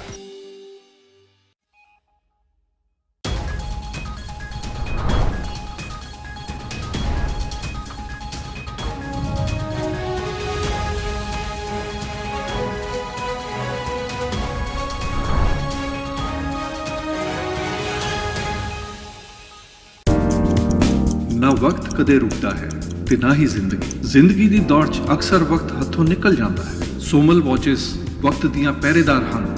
International branded watches, customised watches ਤੇ ਕਲੌਕ, ਭਾਵੇਂ ਸਿੰਗਲ ਪੀਸ ਹੋਵੇ ਜਾਂ ਫਿਰ ਬਲਕ, ਰਿਪੇਅਰ ਤੇ ਬੈਟਰੀਜ਼, ਆਪਣੇ ਵਕਤ ਨੂੰ ਪਕੜ ਕੇ ਰੱਖੋ ਸੋਮਲ ਵਾਚਿਸ ਦੇ ਨਾਲ, ਕਿਉਂਕਿ ਵਕਤ ਹੀ ਕਾਮਯਾਬੀ ਦਾ ਦੂਜਾ ਨਾਂ ਹੈ। Somal watches, clocks, parts and tools supply limited, unit 48, 30 intermodal drive, Brampton. Phone 9057902188।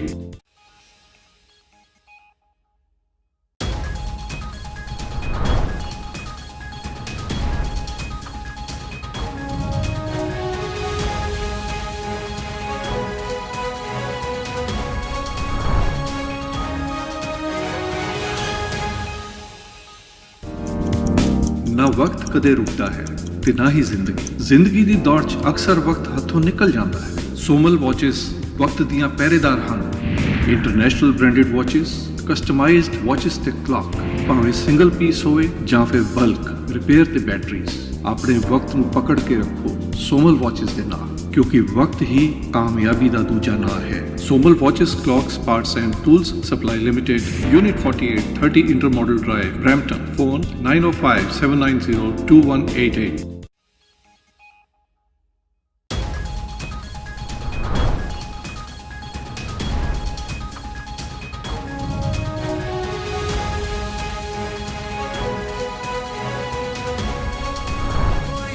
मीठा कोई कहे नमकीन, एक बात तो पक्की है कि सब है इसके शौकीन। ये है राजधानी राजधानी राजधानी। राजधानी स्वीट्स एंड रेस्टोरेंट के प्योर वेजिटेरियन लजीज खाने, जिसके स्वाद के सभी हैं दीवाने। फैमिली और फ्रेंड्स के साथ आकर खाइए या फिर केटरिंग करवाइए, मिठाइयाँ ऐसी कि मजा आ जाए। ये है राजधानी राजधानी राजधानी।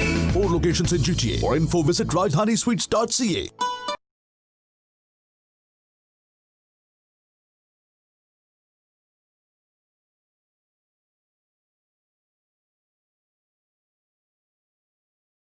ਵਿੱਚ ਸਾਡੀ ਲਾਈਨ ਮਿਲ ਚੁੱਕੀ ਹੈ ਇਸ ਵੇਲੇ ਬ੍ਰਿਟਿਸ਼ ਕੋਲੰਬੀਆ। ਕੋਸ਼ਿਸ਼ ਤਾਂ ਅਸੀਂ ਕਰ ਰਹੇ ਸੀ ਕਿ ਗੱਲਬਾਤ ਕਰੀਏ ਸਕਾਈਪ ਦੇ ਰਾਹੀਂ, ਲੇਕਿਨ ਕਿਸੇ ਨਾ ਕਾਰਨ ਕਰਕੇ ਡਿਸਕਨੈਕਸ਼ਨ, ਸਾਡਾ ਸਕਾਈਪ ਦਾ ਕਨੈਕਸ਼ਨ ਜਿਹੜਾ ਹੋ ਗਿਆ।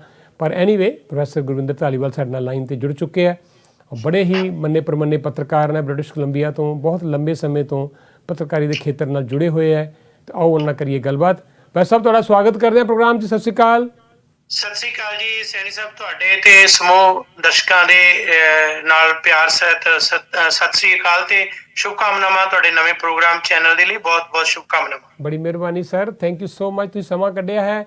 ਬ੍ਰਿਟਿਸ਼ ਕੋਲੰਬੀਆ ਦੇ ਇਲੈਕਸ਼ਨ ਆਪਣੀ ਕਮਿਊਨਿਟੀ ਲਈ ਬਹੁਤ ਮਹੱਤਵਪੂਰਨ ਹਮੇਸ਼ਾ ਹੁੰਦੇ ਹੈ, ਔਰ ਮੁੱਢ ਬੰਨਿਆ ਬ੍ਰਿਟਿਸ਼ ਕੋਲੰਬੀਆ ਦੇ ਵਿੱਚ ਆਪਣੀ ਕਮਿਊਨਿਟੀ ਨੇ ਰਾਜਨੀਤੀ ਦੇ ਪਿੜ ਵਿੱਚ ਆ ਕੇ ਦੇਖਦਿਆਂ ਉਹ ਵੀ ਸਮਾਂ ਸੀ ਜਦੋਂ ਮੁੱਖ ਮੰਤਰੀ, ਪ੍ਰੀਮੀਅਰ ਵੀ ਆਪਣੀ ਕਮਿਊਨਿਟੀ ਤੋਂ ਸੀ, ਉੱਜਲ ਦੋਸਾਂਝ। ਔਰ ਉਸ ਤੋਂ ਬਾਅਦ ਵੀ ਲਗਾਤਾਰ ਪੰਜਾਬੀਆਂ ਨੇ ਮੱਲਾਂ ਮਾਰੀਆਂ, ਔਰ ਹਰ ਵਾਰ ਅਸੀਂ ਦੇਖ ਰਹੇ ਹਾਂ ਕਿ ਜਿਹੜੇ ਭਾਰਤੀ ਮੂਲ ਦੇ, ਪੰਜਾਬੀ ਮੂਲ ਦੇ ਉਮੀਦਵਾਰ ਹੈ, ਉਹਨਾਂ ਦੀ ਗਿਣਤੀ ਲਗਾਤਾਰ ਵੱਧਦੀ ਜਾ ਰਹੀ ਹੈ। ਇਲੈਕਸ਼ਨ ਦੇ ਵਿੱਚ ਆਪਣੀ ਕੌਮ ਦੇ ਕਿਤੇ ਨਾ ਕਿਤੇ ਖੂਨ ਦੇ ਵਿੱਚ ਰਾਜਨੀਤੀ ਹੈ, ਅਗਰੈਸਿਵ ਹਾਂ ਅਸੀਂ ਪੋਲੀਟਿਕਸ ਦੇ ਵਿੱਚ ਹਮੇਸ਼ਾ ਹੀ। ਔਰ ਨਾ ਸਿਰਫ ਇਕੱਲਾ ਬ੍ਰਿਟਿਸ਼ ਕੋਲੰਬੀਆ, ontario, ਅਲਬਰਟਾ, ਜਿੱਧਰ ਵੀ ਨਜ਼ਰ ਮਾਰੀਏ ਆਪਣੇ ਭਾਰਤੀ ਮੂਲ ਦੇ, ਪੰਜਾਬੀ ਮੂਲ ਦੇ ਲੋਕ ਜਿਹੜੇ ਆ ਉਹ ਕਾਫੀ ਅਗਰੈਸਿਵ ਨਜ਼ਰ ਆਉਂਦੇ ਆ ਰਾਜਨੀਤੀ ਦੇ ਵਿੱਚ। ਤਾਂ ਇਸ ਵਾਰ ਦੇ ਇਲੈਕਸ਼ਨ ਦੀ ਤੁਹਾਨੂੰ ਦਿਓ ਥੋੜੀ ਜਾਣਕਾਰੀ, ਕੀ ਸਥਿਤੀ ਹੈ ਇਸ ਵੇਲੇ? ਸਭ ਤੋਂ ਪਹਿਲਾਂ ਤਾਂ ਸੈਣੀ ਸਾਹਿਬ, ਜਿਸ ਤਰ੍ਹਾਂ ਤੁਸੀਂ ਦੱਸਿਆ ਹੈ, ਕੋਈ ਸ਼ੱਕ ਨਹੀਂ ਕਿ ਬ੍ਰਿਟਿਸ਼ ਕੋਲੰਬੀਆ, ਜਿੱਥੇ ਕਿ ਪੰਜਾਬੀ ਬੋਲੀ ਵੀ ਜਿਹੜੀ ਹੈ ਸੈਕਿੰਡ ਲੈਂਗੁਏਜ ਦੇ ਤੌਰ ਤੇ, ਦੂਜੀ ਭਾਸ਼ਾ ਦੇ ਤੌਰ ਤੇ ਮਾਨਤਾ ਇਹਨੂੰ ਹਾਸਲ ਹੈ।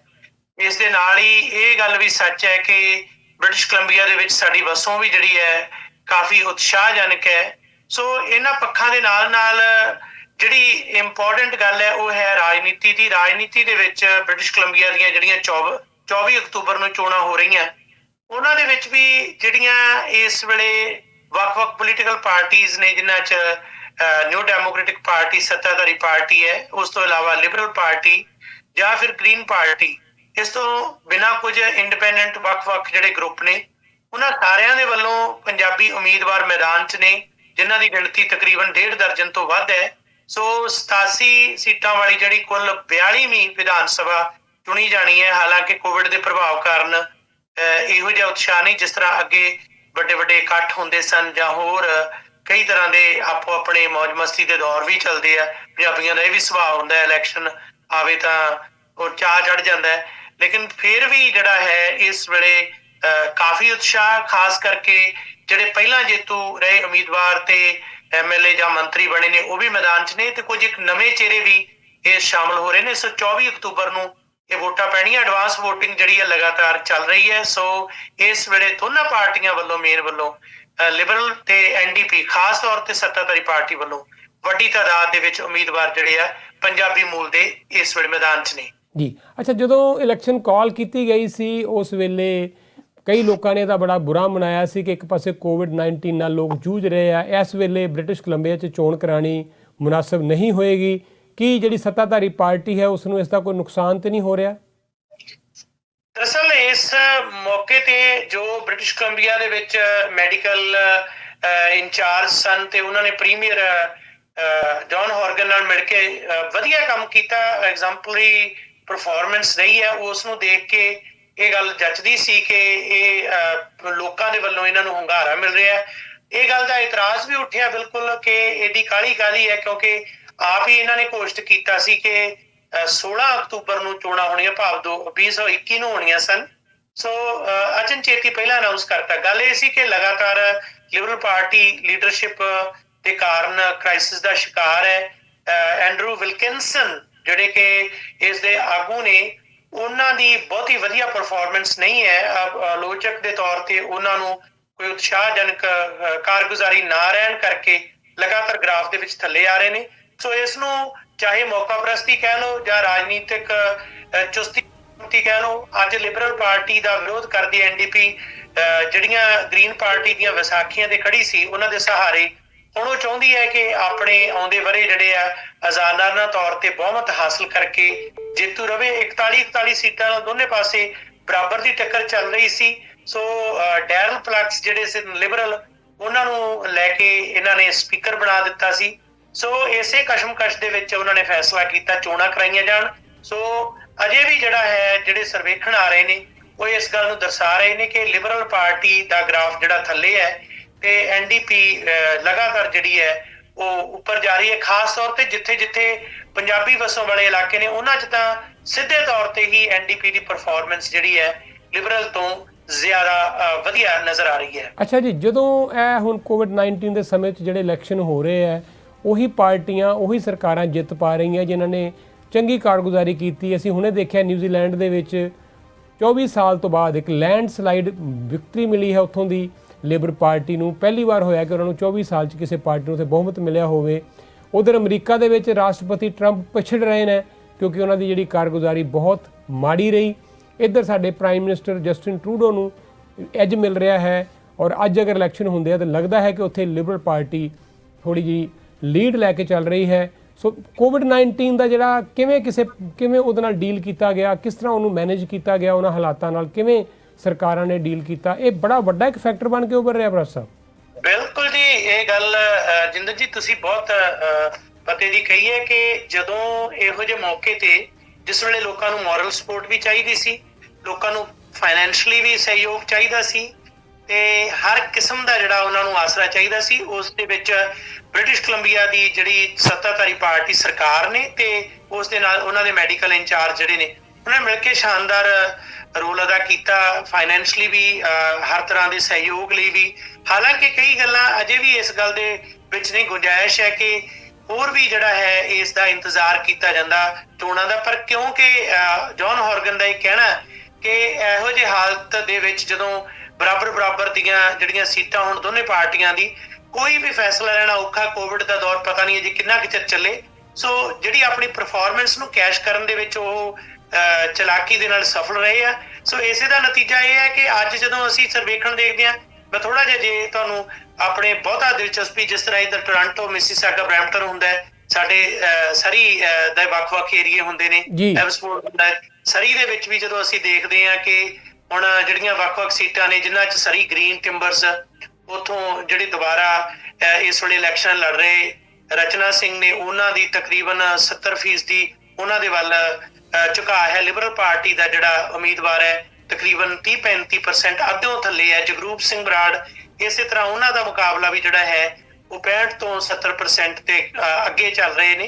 ਸੋ ਇਸ ਤੋਂ ਇਲਾਵਾ ਜੇਕਰ ਅਸੀਂ ਦੇਖੀਏ ਰਾਜ ਚੌਹਾਨ ਜਿਹੜੇ ਕਿ ਬਰਨਬੀ ਐਡਮੰਡਸਟੇਲ, ਉਹਨਾਂ ਦੀ ਵੀ 67% ਦੀ ਅਗਾਂਹ ਹੈ। ਉਹਨਾਂ ਦੇ ਖਿਲਾਫ ਪੰਜਾਬ ਦੇ ਇੱਕ ਮੰਤਰੀ ਰਹੇ, ਉਹਨਾਂ ਦੀ ਜੋ ਤ੍ਰਿਪਤ ਕੌਰ ਅਟਵਾਲ ਜਿਹੜੀ ਹੈ ਲੜਕੀ, ਉਹ ਚੋਣਾਂ ਲੜ ਰਹੀ ਹੈ ਪਰ ਕਾਫੀ ਪਿੱਛੇ ਹੈ ਇਸ ਵੇਲੇ।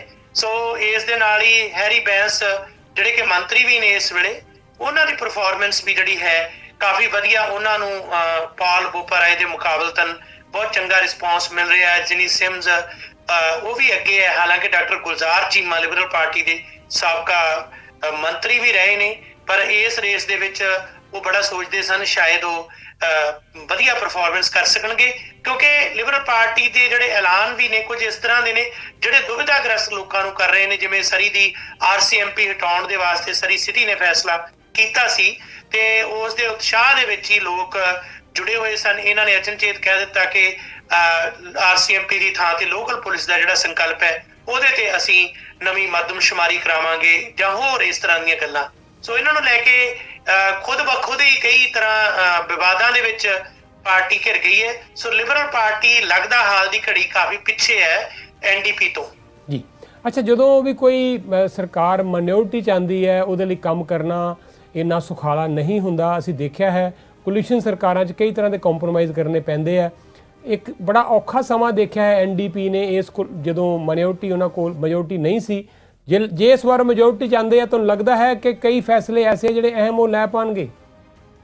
ਹਾਂਜੀ, ਬਹੁਤ ਇੰਪੋਰਟੈਂਟ ਹੈ। ਖਾਸ ਤੌਰ ਤੇ ਸਰੀ ਦੇ ਵਿੱਚ ਲੋਕ ਮੰਗ ਕਰ ਰਹੇ ਨੇ ਵੀ ਹਸਪਤਾਲ ਦੀ ਮੰਗ ਹੈ, ਗੁੰਜਾਇਸ਼ ਐਵਸਪੋਰਟ ਦੇ ਵਿੱਚ ਇੱਥੇ ਕਮਿਊਨਿਟੀ ਸੈਂਟਰ ਚਾਹੀਦਾ। ਹੋਰ ਇਲਾਕਿਆਂ ਦੇ ਵਿੱਚ ਜਿਹੜੀ ਇਨਫਰਾਸਟਰਕਚਰ ਦੀ ਗੱਲ ਹੈ, ਸਕੂਲਾਂ ਦੇ ਜਿਹੜੇ ਇਸ ਵੇਲੇ ਅਸੀਂ ਦੇਖਦੇ ਹਾਂ ਡੱਬਾਨੁਮਾ ਜਿਹੜੇ ਕਮਰੇ ਨੇ ਉਹਨਾਂ ਨੂੰ ਵਧਾ ਕੇ ਵਧੀਆ ਇਮਾਰਤਾਂ ਦੀ ਲੋੜ ਹੈ। ਇਸ ਤੋਂ ਇਲਾਵਾ ਜਿਹੜੇ ਲੇਬਰ ਕਲਾਸ ਹੈ ਉਹਨਾਂ ਦੇ ਵਿੱਚ ਬੇਸ਼ੱਕ ਮਿਨੀਮਮ ਜਿਹੜੀ ਪੇ ਉਹ ਵਧਾਈ ਹੈ NDP ਨੇ, ਪਰ ਵਿਚਕਾਰ ਜਿਹੜੇ ਐਗਰੀਕਲਚਰ ਸੈਕਟਰ ਦੇ ਫਾਰਮਰਸ ਨੇ ਉਹਨਾਂ ਦੀਆਂ ਸਮੱਸਿਆਵਾਂ ਉਵੇਂ ਹੀ ਬਣੀਆਂ ਹੋਈਆਂ ਨੇ। ਅੱਜ ਅਸੀਂ ਕੈਨੇਡਾ ਦੇ ਵਿੱਚ ਦੇਖਦੇ ਹਾਂ ਕਿ ਚੰਗੀ ਗੱਲ ਹੈ ਕਿ ਭਾਰਤ ਦੇ ਵਿੱਚ ਜਿਹੜੀ ਇਸ ਵੇਲੇ ਕਿਸਾਨ ਵਿਰੋਧੀ ਆਰਡੀਨੈਂਸ ਤਿੰਨੇ ਉਹਨਾਂ ਦੇ ਖਿਲਾਫ ਕੈਨੇਡਾ ਦੇ ਲੋਕ ਵੀ ਜਿਹੜੇ ਆ ਉਹ ਉਤਸ਼ਾਹ ਨਾਲ ਵਿਰੋਧ ਕਰ ਰਹੇ ਨੇ।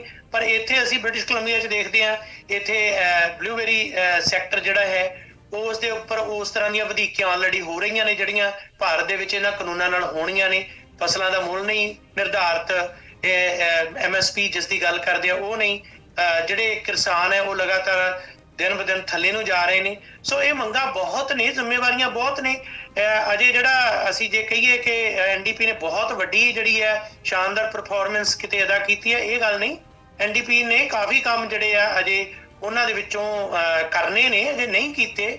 ਇਸ ਕਰਕੇ ਲੋਕ ਉਮੀਦ ਕਰਦੇ ਨੇ ਕਿ ਦੇਖੋ ਜੇ ਇਹਨਾਂ ਨੂੰ ਮੁਕੰਮਲ ਬਹੁਮਤ ਮਿਲਦਾ ਹੈ ਤੇ ਸ਼ਾਇਦ ਕਰ ਦੇਣ। ਇਹਨਾਂ ਦੀ ਇਮਾਨਦਾਰੀ ਤੇ ਥੋੜਾ ਬਹੁਤਾ ਲੋਕਾਂ ਨੂੰ ਵਿਸ਼ਵਾਸ ਹੈ। ਜੀ ਅੱਛਾ, ਮੇਰਾ ਲਾਸਟ ਸਵਾਲ ਤੁਹਾਨੂੰ ਇਹੀ ਹੈ ਕਿ ਵਾਪਸ ਆਈਏ ਆਪਣੇ ਪੰਜਾਬੀ ਭਾਰਤੀ ਮੂਲ ਦੇ ਕੈਂਡੀਡੇਟਸ ਵਾਲੇ ਪਾਸੇ। ਤਾਂ ਕਈ ਰਾਈਡਿੰਗ ਤੁਹਾਡੀਆਂ ਐਸੀਆਂ ਨੇ ਜਿੱਥੇ ਸਾਰੇ ਦੇ ਸਾਰੇ ਪੰਜਾਬੀ ਹੀ ਖੜੇ ਨੇ, ਤਾਂ ਨਿਸ਼ਚਿਤ ਹੈ ਕਿ ਉਹਨਾਂ 'ਚੋਂ ਪੰਜਾਬੀ ਹੀ ਜਿੱਤੇਗਾ। ਕਿੰਨੇ ਕੁ ਉਮੀਦਵਾਰ ਪੰਜਾਬੀ ਜਿਹੜੇ ਆ ਜਿੱਤ ਕੇ ਇਸ ਵਾਰ ਤੁਹਾਨੂੰ ਲੱਗਦਾ ਹੈ ਕਿ ਦੁਬਾਰਾ ਤੋਂ ਅਸੈਂਬਲੀ ਜਾ ਪਾਉਣਗੇ? ਪਹਿਲੀ ਗੱਲ ਤਾਂ ਇੱਕ ਗੱਲ ਬੜੀ ਸੋਹਣੀ ਤੁਸੀਂ ਜਿਹੜੀ ਗੱਲ ਕਹੀ ਹੈ ਕਿ ਦੋਨੇ ਪਾਸਿਓਂ ਜਿੱਤਣਾ, ਤਾਂ ਜੇ ਕੋਈ ਜਿੱਥੇ ਖੜੇ ਹੀ ਸਾਰੇ ਪੰਜਾਬੀ ਨੇ ਉਤੋਂ ਹੋਰ ਕਿਹਨੇ ਜਿੱਤਣਾ, ਇਹਨਾਂ 'ਚ ਜਿੱਤਣਾ। ਪਰ ਇੱਕ ਚੰਗੀ ਗੱਲ ਹੈ ਕਿਉਂਕਿ NDP ਦੀ ਅਗਵਾਈ ਕਿਸੇ ਸਮੇਂ ਜਦੋਂ ਕੀਤੀ ਹੈ ਮਨਮੋਹਨ ਸਿੰਘ ਮੋਹਸੋਤਾ ਨੇ, ਐਜੂਕੇਸ਼ਨ ਮਿਨਿਸਟਰ ਹੈ ਜਿਨ੍ਹਾਂ ਨੇ ਸੈਕੰਡ ਲੈਂਗੁਏਜ ਦਾ ਦਰਜਾ ਦਿੱਤਾ, ਕੈਨੇਡਾ ਦੇ ਲక్ష్మణ ਸਿੰਘ ਗਿੱਲ ਕਿਹਾ ਜਾਂਦਾ ਉਹਨਾਂ ਨੂੰ। ਉਹਨਾਂ ਦੀ ਮੈਨੂੰ ਯਾਦ ਹੈ ਗੱਲ, ਉਹਨਾਂ ਨੇ ਇੱਕ ਵਾਰ ਕਿਹਾ ਕਿ ਵਿਕਟੋਰੀਆ ਤੋਂ ਮੈਂ ਚੋਣ ਲੜਿਆ ਜਿੱਥੇ ਕੋਈ ਪੰਜਾਬੀ ਜਿਹੜਾ ਨਾ ਮਾਤਰ ਗਿਣਤੀ ਹੈ, ਪਰ ਗੋਰਿਆਂ ਨੇ ਉਹਨਾਂ ਨੂੰ ਚੁਣਿਆ ਕਿਉਂਕਿ ਉਹਨਾਂ ਦੀ ਲਿਆਕਤ, ਕਾਬਲੀਅਤ ਹੈ। ਸਾਡੇ ਇੱਥੇ ਕਿਉਂਕਿ ਇਹੋ ਜਿਹਾ ਜਿਹੜਾ ਭਾਰਤੀਕਰਨ ਸਿਆਸਤ ਦਾ ਹੋਇਆ, ਬਹੁਤ ਸਾਰੇ ਜਿਹੜੇ ਵਿਧਾਇਕ ਈਵਨ ਗੈਰ ਪੰਜਾਬੀ ਵੀ ਨੇ, ਉਹਨਾਂ ਨੇ ਕੀ ਕਰਨਾ, ਕੁੜਤੇ ਪਜਾਮੇ ਪਾ ਕੇ ਤੇ 5-7 ਪੰਜਾਬ ਦੇ ਪਿੰਡਾਂ ਦਾ ਨਾਂ ਯਾਦ ਕਰਕੇ ਲੁਧਿਆਣੇ ਤੋਂ ਜਲੰਧਰ ਤੱਕ ਤੇ 2-4 ਜੈਕਾਰੇ ਛੱਡ ਕੇ ਵਾਹ ਜੀ ਵਾਹ, ਉਹ ਵੀ ਕਹਿੰਦੇ ਵੀ ਐਵੇਂ ਕੰਮ ਚੱਲ ਜਾਂਦਾ, ਸਾਡਿਆਂ ਨੇ ਆਦਤ ਪਾਈ ਹੈ। ਸੋ ਇਸ ਵੇਲੇ ਬਿਲਕੁਲ ਰੰਗ ਨਸਲ ਦੀ ਰਾਜਨੀਤੀ ਨੂੰ ਲੋਕ ਪਰੇ ਛੱਡ ਕੇ ਇਹ ਸੋਚਦੇ ਨੇ ਕਾਬਲੀਅਤ ਕਿਵੇਂ ਹੈ। ਹਾਂ, ਜਿੱਥੇ ਦੋਨੇ ਉਮੀਦਵਾਰ ਖੜੇ ਨੇ ਉਹਨਾਂ ਚੋਂ ਵੀ ਜਿਹੜਾ ਕਾਬਲ ਹੈ ਉਹ ਜਿੱਤੇਗਾ, ਪਰ ਕਈ ਥਾਈਂ ਪੰਜਾਬੀ ਉਮੀਦਵਾਰਾਂ ਦੀ ਥਾਂ ਤੇ ਗੈਰ ਪੰਜਾਬੀ ਬਹੁਤ ਸੋਹਣਾ ਕੰਮ ਕਰ ਰਹੇ ਨੇ।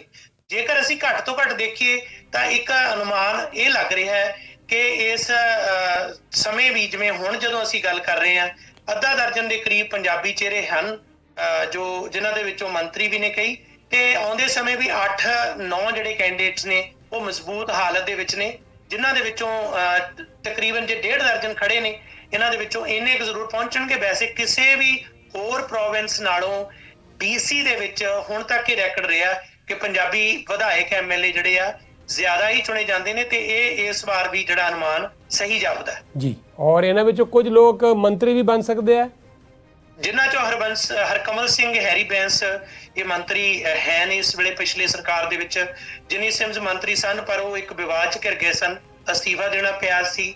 ਜਗਰੂਪ ਬਰਾੜ ਬਹੁਤ ਚਿਰ ਤੋਂ ਲਗਾਤਾਰ ਜਿੱਤਦੇ ਆ ਰਹੇ ਨੇ, ਉਹਨਾਂ ਦੀ ਜਿਹੜੀ ਟਰਨ ਹੈ ਉਹਨਾਂ ਦੇ ਮੁਤਾਬਕ ਜੇ ਦੇਖੀਏ ਤਾਂ ਉਹ ਵੀ ਰਚਨਾ ਸਿੰਘ, ਉਹਨਾਂ ਦੀ ਪਰਫਾਰਮੈਂਸ ਬੜੀ ਜ਼ਬਰਦਸਤ ਰਹੀ ਹੈ। ਇੱਕ ਦਿਲਚਸਪ ਪੱਖ ਇਹ ਵੀ ਰਿਹਾ ਕਿ ਜਿਹੜੇ ਭਾਰਤੀ ਰਾਜਨੀਤੀ ਨੇ ਵੀ ਇੱਥੇ ਦਖਲ ਅੰਦਾਜ਼ੀ ਕੀਤੀ ਹੈ। ਰਚਨਾ ਸਿੰਘ ਜਿਹੜੇ ਕੈਂਡੀਡੇਟ ਨੇ ਉਹਨਾਂ ਦੇ ਖਿਲਾਫ, ਕਿਉਂਕਿ ਉਹਨਾਂ ਨੇ CA ਦਾ ਬਿੱਲ ਦਾ ਵਿਰੋਧ ਕੀਤਾ, ਜਿਹੜੀਆਂ ਇਹੋ ਜਿਹੀਆਂ ਨੀਤੀਆਂ ਸਨ ਉਹਨਾਂ ਦਾ ਵਿਰੋਧ ਕੀਤਾ, ਮਿੱਥ ਕੇ RSS ਦੇ ਜਿਹੜੇ ਕਈ ਗੁੱਟ ਨੇ ਉਹ ਭਾਰਤੀ ਰਾਜਨੀਤਿਕ ਪੈਂਤੜੇਬਾਜ਼ੀ ਦੇ ਵਿੱਚ, ਈਵਨ ਉਹਨਾਂ ਦੇ ਸਪੋਰਟਰ ਜਿਹੜੇ ਆ ਉਹਨਾਂ ਦੇ ਵਿੱਚ ਪੰਜਾਬ ਦੀ ਰਾਜਨੀਤੀ ਵਾਲੇ, ਉਹ ਹਰਾਉਣ ਦੇ ਵਾਸਤੇ ਲੱਗੇ ਹੋਏ ਨੇ, ਪਰ ਉਹ ਦਿਨੋਂ ਦਿਨ ਮਜ਼ਬੂਤ ਹੋ ਰਹੇ ਨੇ। ਇੱਕ ਹੋਸਟ ਨੇ ਵਿਵਾਦਗ੍ਰਸਤ ਉਹਨਾਂ ਨੂੰ ਸਵਾਲ ਕੀਤਾ, ਉਹ ਬੜਾ ਚਰਚਾ 'ਚ ਇਹਨਾਂ ਦਿਨਾਂ 'ਚ, ਕਿ ਸੂ ਹੈਮਲ ਪਹਿਲਾਂ MLA ਸਨ, ਤੁਸੀਂ ਉਹਨਾਂ ਦੀ ਰਬੜ ਸਟੈਂਪ ਹੋ। ਲੋਕਾਂ ਨੇ ਉਸ ਰੇਡੀਓ ਹੋਸਟ ਨੂੰ ਵੀ ਬਹੁਤ ਉਸ ਦੀ ਵਿਵਾਦਗ੍ਰਸਤ ਸਵਾਲ ਲਈ ਆਲੋਚਨਾ ਕੀਤੀ। ਇਸੇ ਤਰ੍ਹਾਂ ਇੱਕ ਬਹੁਤ ਨੌਜਵਾਨ ਜਿਹੜਾ ਕਾਬਲੇ ਤਾਰੀਫ ਸ਼ਖਸੀਅਤ ਦਾ ਮਾਲਕ ਹੈ, ਉਹਦਾ ਨਾਂ ਰਵੀ ਕਾਲੋਂ, ਜਿਸਨੇ ਕੈਨੇਡਾ ਨੂੰ ਇੰਟਰਨੈਸ਼ਨਲ ਲੈਵਲ ਤੇ ਓਲੰਪਿਕਸ ਦੇ ਵਿੱਚ ਰਿਪਰੈਜ਼ੈਂਟ ਕੀਤਾ ਸੀ ਹਾਕੀ ਦੇ ਵਿੱਚ। ਉਹ ਵੀ ਪਹਿਲਾਂ ਵੀ ਇਹਦਾ ਪਾਰਲੀਮੈਂਟ ਸੈਕਟਰੀ ਰਿਹਾ ਤੇ ਬੜਾ ਐਕਟਿਵ ਹੈ, ਪ੍ਰੋਗਰੈਸਿਵ ਹੈ। ਉਸ ਦੇ ਖਿਲਾਫ ਵੀ ਕਈ ਤਰ੍ਹਾਂ ਦੀਆਂ ਪੈਂਤੜੇਬਾਜ਼ੀਆਂ ਚੱਲੀਆਂ, ਲੇਕਿਨ ਉਹ ਵੀ ਮਜ਼ਬੂਤ ਹੋ ਰਹੀ ਹੈ। ਤੇ ਮੈਨੂੰ ਲੱਗਦਾ ਹੈ ਕਿ ਰਾਜਨੀਤੀ ਜਿਹੜੀ ਹੈ, ਭਾਰਤੀ ਰਾਜਨੀਤੀ ਵੀ ਇਸ ਵਾਰ ਹੁਣ ਤੱਕ ਸਭ ਤੋਂ ਜ਼ਿਆਦਾ BC ਦੀਆਂ ਇਲੈਕਸ਼ਨ ਦੇ ਵਿੱਚ ਸਰਗਰਮ ਨਜ਼ਰ ਆ ਰਹੀ ਹੈ। ਠੀਕ ਹੈ। ਅੱਛਾ, ਜਾਂਦੇ ਜਾਂਦੇ ਇੱਕ ਲਾਸਟ ਸਵਾਲ ਹੋ ਰਿਹਾ ਕਿ ਹਾਲਾਂਕਿ ਜਿਹੜੇ ਫੈਡਰਲ ਇਲੈਕਸ਼ਨ ਹੈ ਉਹ ਅਲੱਗ ਹੁੰਦੇ ਆ ਪ੍ਰੋਵਿੰਸ਼ੀਅਲ ਇਲੈਕਸ਼ਨ ਦੇ ਨਾਲੋਂ। ਅਸੀਂ ਅਗਰ ਦੇਖੀਏ ਲਿਬਰਲ ਪਾਰਟੀ ਫੈਡਰਲ ਲੈਵਲ ਤੇ ਹੋਰ ਔਰ ਪ੍ਰੋਵਿੰਸ਼ੀਅਲ ਲੈਵਲ ਤੇ ਹੋਰ, ਇਸ ਤਰ੍ਹਾਂ ਹੀ NDP ਹੈ। ਜਗਮੀਤ ਸਿੰਘ ਹੋਰੀ ਤੁਹਾਡੇ ਪਹੁੰਚੇ ਹੋਏ ਆ, ਇੱਥੋਂ ਸਾਡੇ ਇੱਥੋਂ ਗਏ ਹੈ ਔਰ ਇਸ ਵੇਲੇ NDP ਨੂੰ ਫੈਡਰਲ ਲੈਵਲ ਦੇ ਉੱਤੇ ਲੀਡ ਕਰ ਰਹੇ ਹੈ।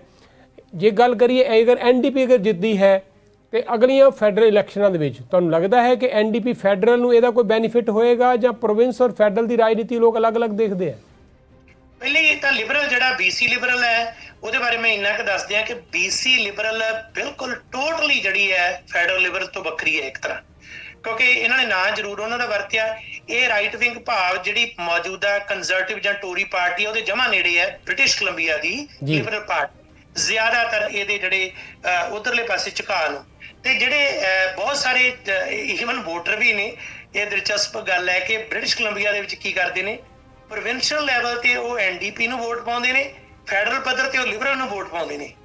ਇਹ ਕਿਉਂਕਿ ਇੱਥੋਂ ਦੀ ਜਿਹੜੀ ਲਿਬਰਲ ਪਾਰਟੀ ਨਾਂ ਦੀ ਲਿਬਰਲ ਹੈ, BC ਲਿਬਰਲ, ਉਹਨਾਂ ਦੀ ਸਿਆਸਤ ਥੋੜੀ ਵੱਖਰੀ ਹੈ, ਟੋਰੀਆਂ ਵਾਲੀ ਹੈ। ਸੋ ਜੇ ਜਗਮੀਤ ਸਿੰਘ, ਜੇ ਅਸੀਂ ਕਹਿ ਲਈਏ BC ਦੇ ਵਿੱਚ NDP ਦੀ ਦੁਬਾਰਾ ਸਰਕਾਰ ਬਣ ਵੀ ਜਾਂਦੀ ਹੈ, ਜਗਮੀਤ ਸਿੰਘ ਨੂੰ ਹੁੰਗਾਰਾ ਤਾਂ ਬੇਸ਼ੱਕ ਵਧੀਆ ਮਿਲੇਗਾ, ਉਸ ਦੇ ਨਾਲ ਮਜ਼ਬੂਤ ਹੋਏਗਾ, ਪਰ ਫੈਡਰਲ ਪੱਧਰ ਤੇ ਇਸ ਦਾ ਕੋਈ ਵੱਡਾ ਪਰਿਵਰਤਨ ਆਏਗਾ? ਜਿੰਨੀਆਂ ਕੁ ਹੁਣ ਉਹਨਾਂ ਕੋਲ ਸੀਟਾਂ ਹਨ BC ਦੇ ਵਿੱਚ, ਉਹਨਾਂ ਦੇ ਵਿੱਚੋਂ 1-2 ਦਾ ਇਜ਼ਾਫਾ ਹੋ ਸਕਦਾ, ਬਹੁਤ ਵੱਡਾ ਕੋਈ ਨਹੀਂ ਪਰਿਵਰਤਨ ਆਉਣ ਵਾਲਾ, ਕਿਉਂਕਿ ਜਿਹੜਾ ਇਸ ਵੇਲੇ ਮੌਜੂਦਾ ਸਮੇਂ ਜਿਹੜਾ ਢਾਂਚਾ ਹੈ ਇਹ ਫੈਡਰਲ ਤੇ ਪ੍ਰੋਵਿੰਸ਼ੀਅਲ ਇਲੈਕਸ਼ਨ ਦਾ, ਇਹ ਟੋਟਲੀ ਵੱਖੋ ਵੱਖਰਾ। ਸੋ ਉਸ ਸਮੀਕਰਨ ਦੇ ਵਿੱਚ ਇਹ BC ਦੀ ਇਲੈਕਸ਼ਨ ਨੂੰ ਫਿੱਟ ਕਰਕੇ ਨਹੀਂ ਦੇਖਿਆ ਜਾ ਸਕਦਾ। ਠੀਕ ਹੈ ਡਾਕਟਰ ਸਾਹਿਬ, ਤੁਹਾਡਾ ਬਹੁਤ ਬਹੁਤ ਸ਼ੁਕਰੀਆ। ਮੋਰ ਔਰ ਲੈਸ ਤੁਸੀਂ ਸਾਰਾ ਹੀ ਜੋ ਕਿ ਸਾਨੂੰ ਜਾਣਕਾਰੀ ਚਾਹੀਦੀ ਸੀ ਦੇ ਦਿੱਤੀ ਹੈ। ਅਸੀਂ ਤੁਹਾਡੇ ਨਾਲ ਜਿਸ ਦਿਨ ਤੁਹਾਡੇ ਰਿਜ਼ਲਟ ਆਉਣਗੇ ਉਸ ਦਿਨ ਦੁਬਾਰਾ ਜੁੜਨਾ ਚਾਹਾਂਗੇ ਤੇ ਉਸ ਦਿਨ ਫਿਰ ਦੁਬਾਰਾ ਤੋਂ ਇਹਦੇ ਬਾਰੇ ਗੱਲਬਾਤ ਕਰਾਂਗੇ।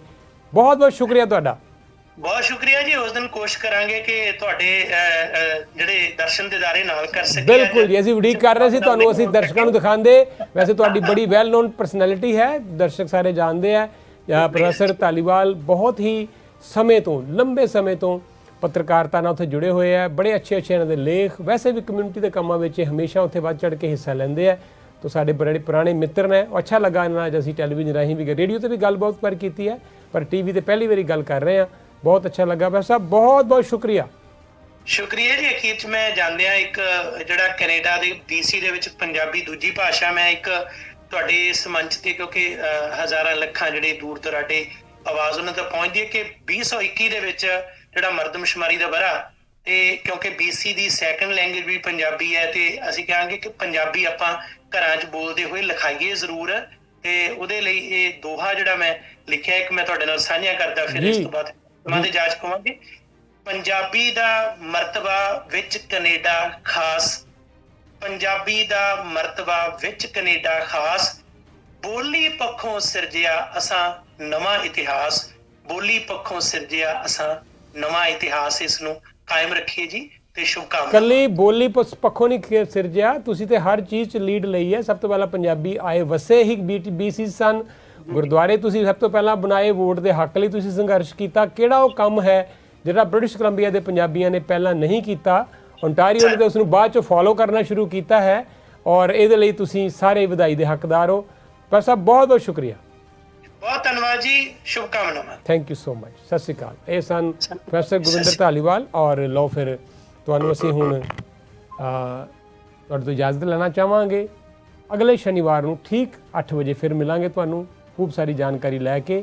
और उस दिन वोटां पैणगीआं ब्रिटिश कोलंबिया दे विच। हो सकता है दोबारा तो असीं गलबात करिए प्रोफैसर धालीवाल होर नाल, और तुहानूं बिल्कुल जो भी उस वेले दी लेटेस्ट स्थिति होएगी। नहीं तो शनिवार अगर लेट रिजल्ट आया तो असीं फिर ऐतवार नूं इन्हां नाल गलबात करके लेखा जोखा लवांगे BC दे इलैक्शन दा एक बार फिर तो। तुहाडा सब दा बहुत बहुत शुक्रिया। सवेरे मिलदे हां 1320 AM डायल ते 10 वजे रेडियो प्रवासी नाल जुड़ांगे। Thank you so much. तुहानूं किस तरह लगा साडा अज दा प्रोग्राम, मैनूं तुसीं WhatsApp राहीं जिस तरह भी हो सकता है मैसेज जरूर करना। तुहाडे सुझावां दे असीं इंतज़ार च हां। तुहाडे सुझाव सिर मत्थे असीं इस प्रोग्राम नूं होर बेहतर तो बेहतर बनाउण दी कोशिश कर रहे हां। साडी टीम सवेरे 9, 9:30, 10 वजे आके तुसीं देखो इस अद्धे घंटे दे 1 घंटे के प्रोग्राम लई लगभग ये लोग 10 तो 12 घंटे काम करते हैं, तां जाके ये प्रोग्राम तैयार हो पाता है। तो बड़ी मेहनत है ये पिछे, इसलिए मैं अपनी टीम नूं भी शाबाशी देना चाहना। अपने एडवर्टाइज़र का भी शुक्रिया जिन्होंने साडे ते विश्वास किया। प्रवासी TV नूं जिहड़े सपोर्ट कर रहे हैं, और असीं तुहाडे तक वधिया तो वधिया प्रोग्राम पहुँचा रहे हैं। अज असीं सैकेंड एपीसोड पेश किया सी ठीक 7 वजे द इन हाउस गैस्ट का। Every Saturday and every Sunday तुसीं ये प्रोग्राम भी 7 वजे जरूर देखा करोगे। बहुत बहुत शुक्रिया। टॉप ऑफ द आवर कल लैके आवांगे 2, 3, 4, 5, 6 बजे हर 1 घंटे बाद तुहाडे लई असीं खबरां भी पेश करते हैं। और ये सारे प्रोग्राम रिपीट भी होंदे है, जे तुसीं मिस कर जाओ ये प्रोग्राम तुहाडे लई वीकडे च भी असीं पेश करते हैं। बहुत शुक्रिया। Have a good night. ਕੀ ਤੁਸੀਂ ਕਦੇ ਆਪਣੇ ਬੱਚਿਆਂ ਨਾਲ ਆਪਣੀ ਮੌਤ ਬਾਰੇ ਗੱਲ ਕੀਤੀ ਹੈ? ਮੈਂ ਵੀ ਨਹੀਂ ਕੀਤੀ। ਜੇ ਅਸੀਂ ਉਹਨਾਂ ਨੂੰ ਅੱਜ ਦੁਖੀ ਨਹੀਂ ਵੇਖਣਾ ਚਾਹੁੰਦੇ ਤਾਂ ਫਿਰ ਆਪਣੀ ਮੌਤ ਤੋਂ ਬਾਅਦ ਕਿਉਂ? ਇਸੇ ਲਈ ਮੈਂ ਆਪਣੇ ਅੰਤਮ ਸੰਸਕਾਰ ਦੀ ਪਲੈਨਿੰਗ ਹੁਣੇ ਕਰ ਦਿੱਤੀ ਹੈ, ਬਲਕਿ ਪੇਮੈਂਟ ਵੀ ਕਰ ਦਿੱਤੀ ਹੈ।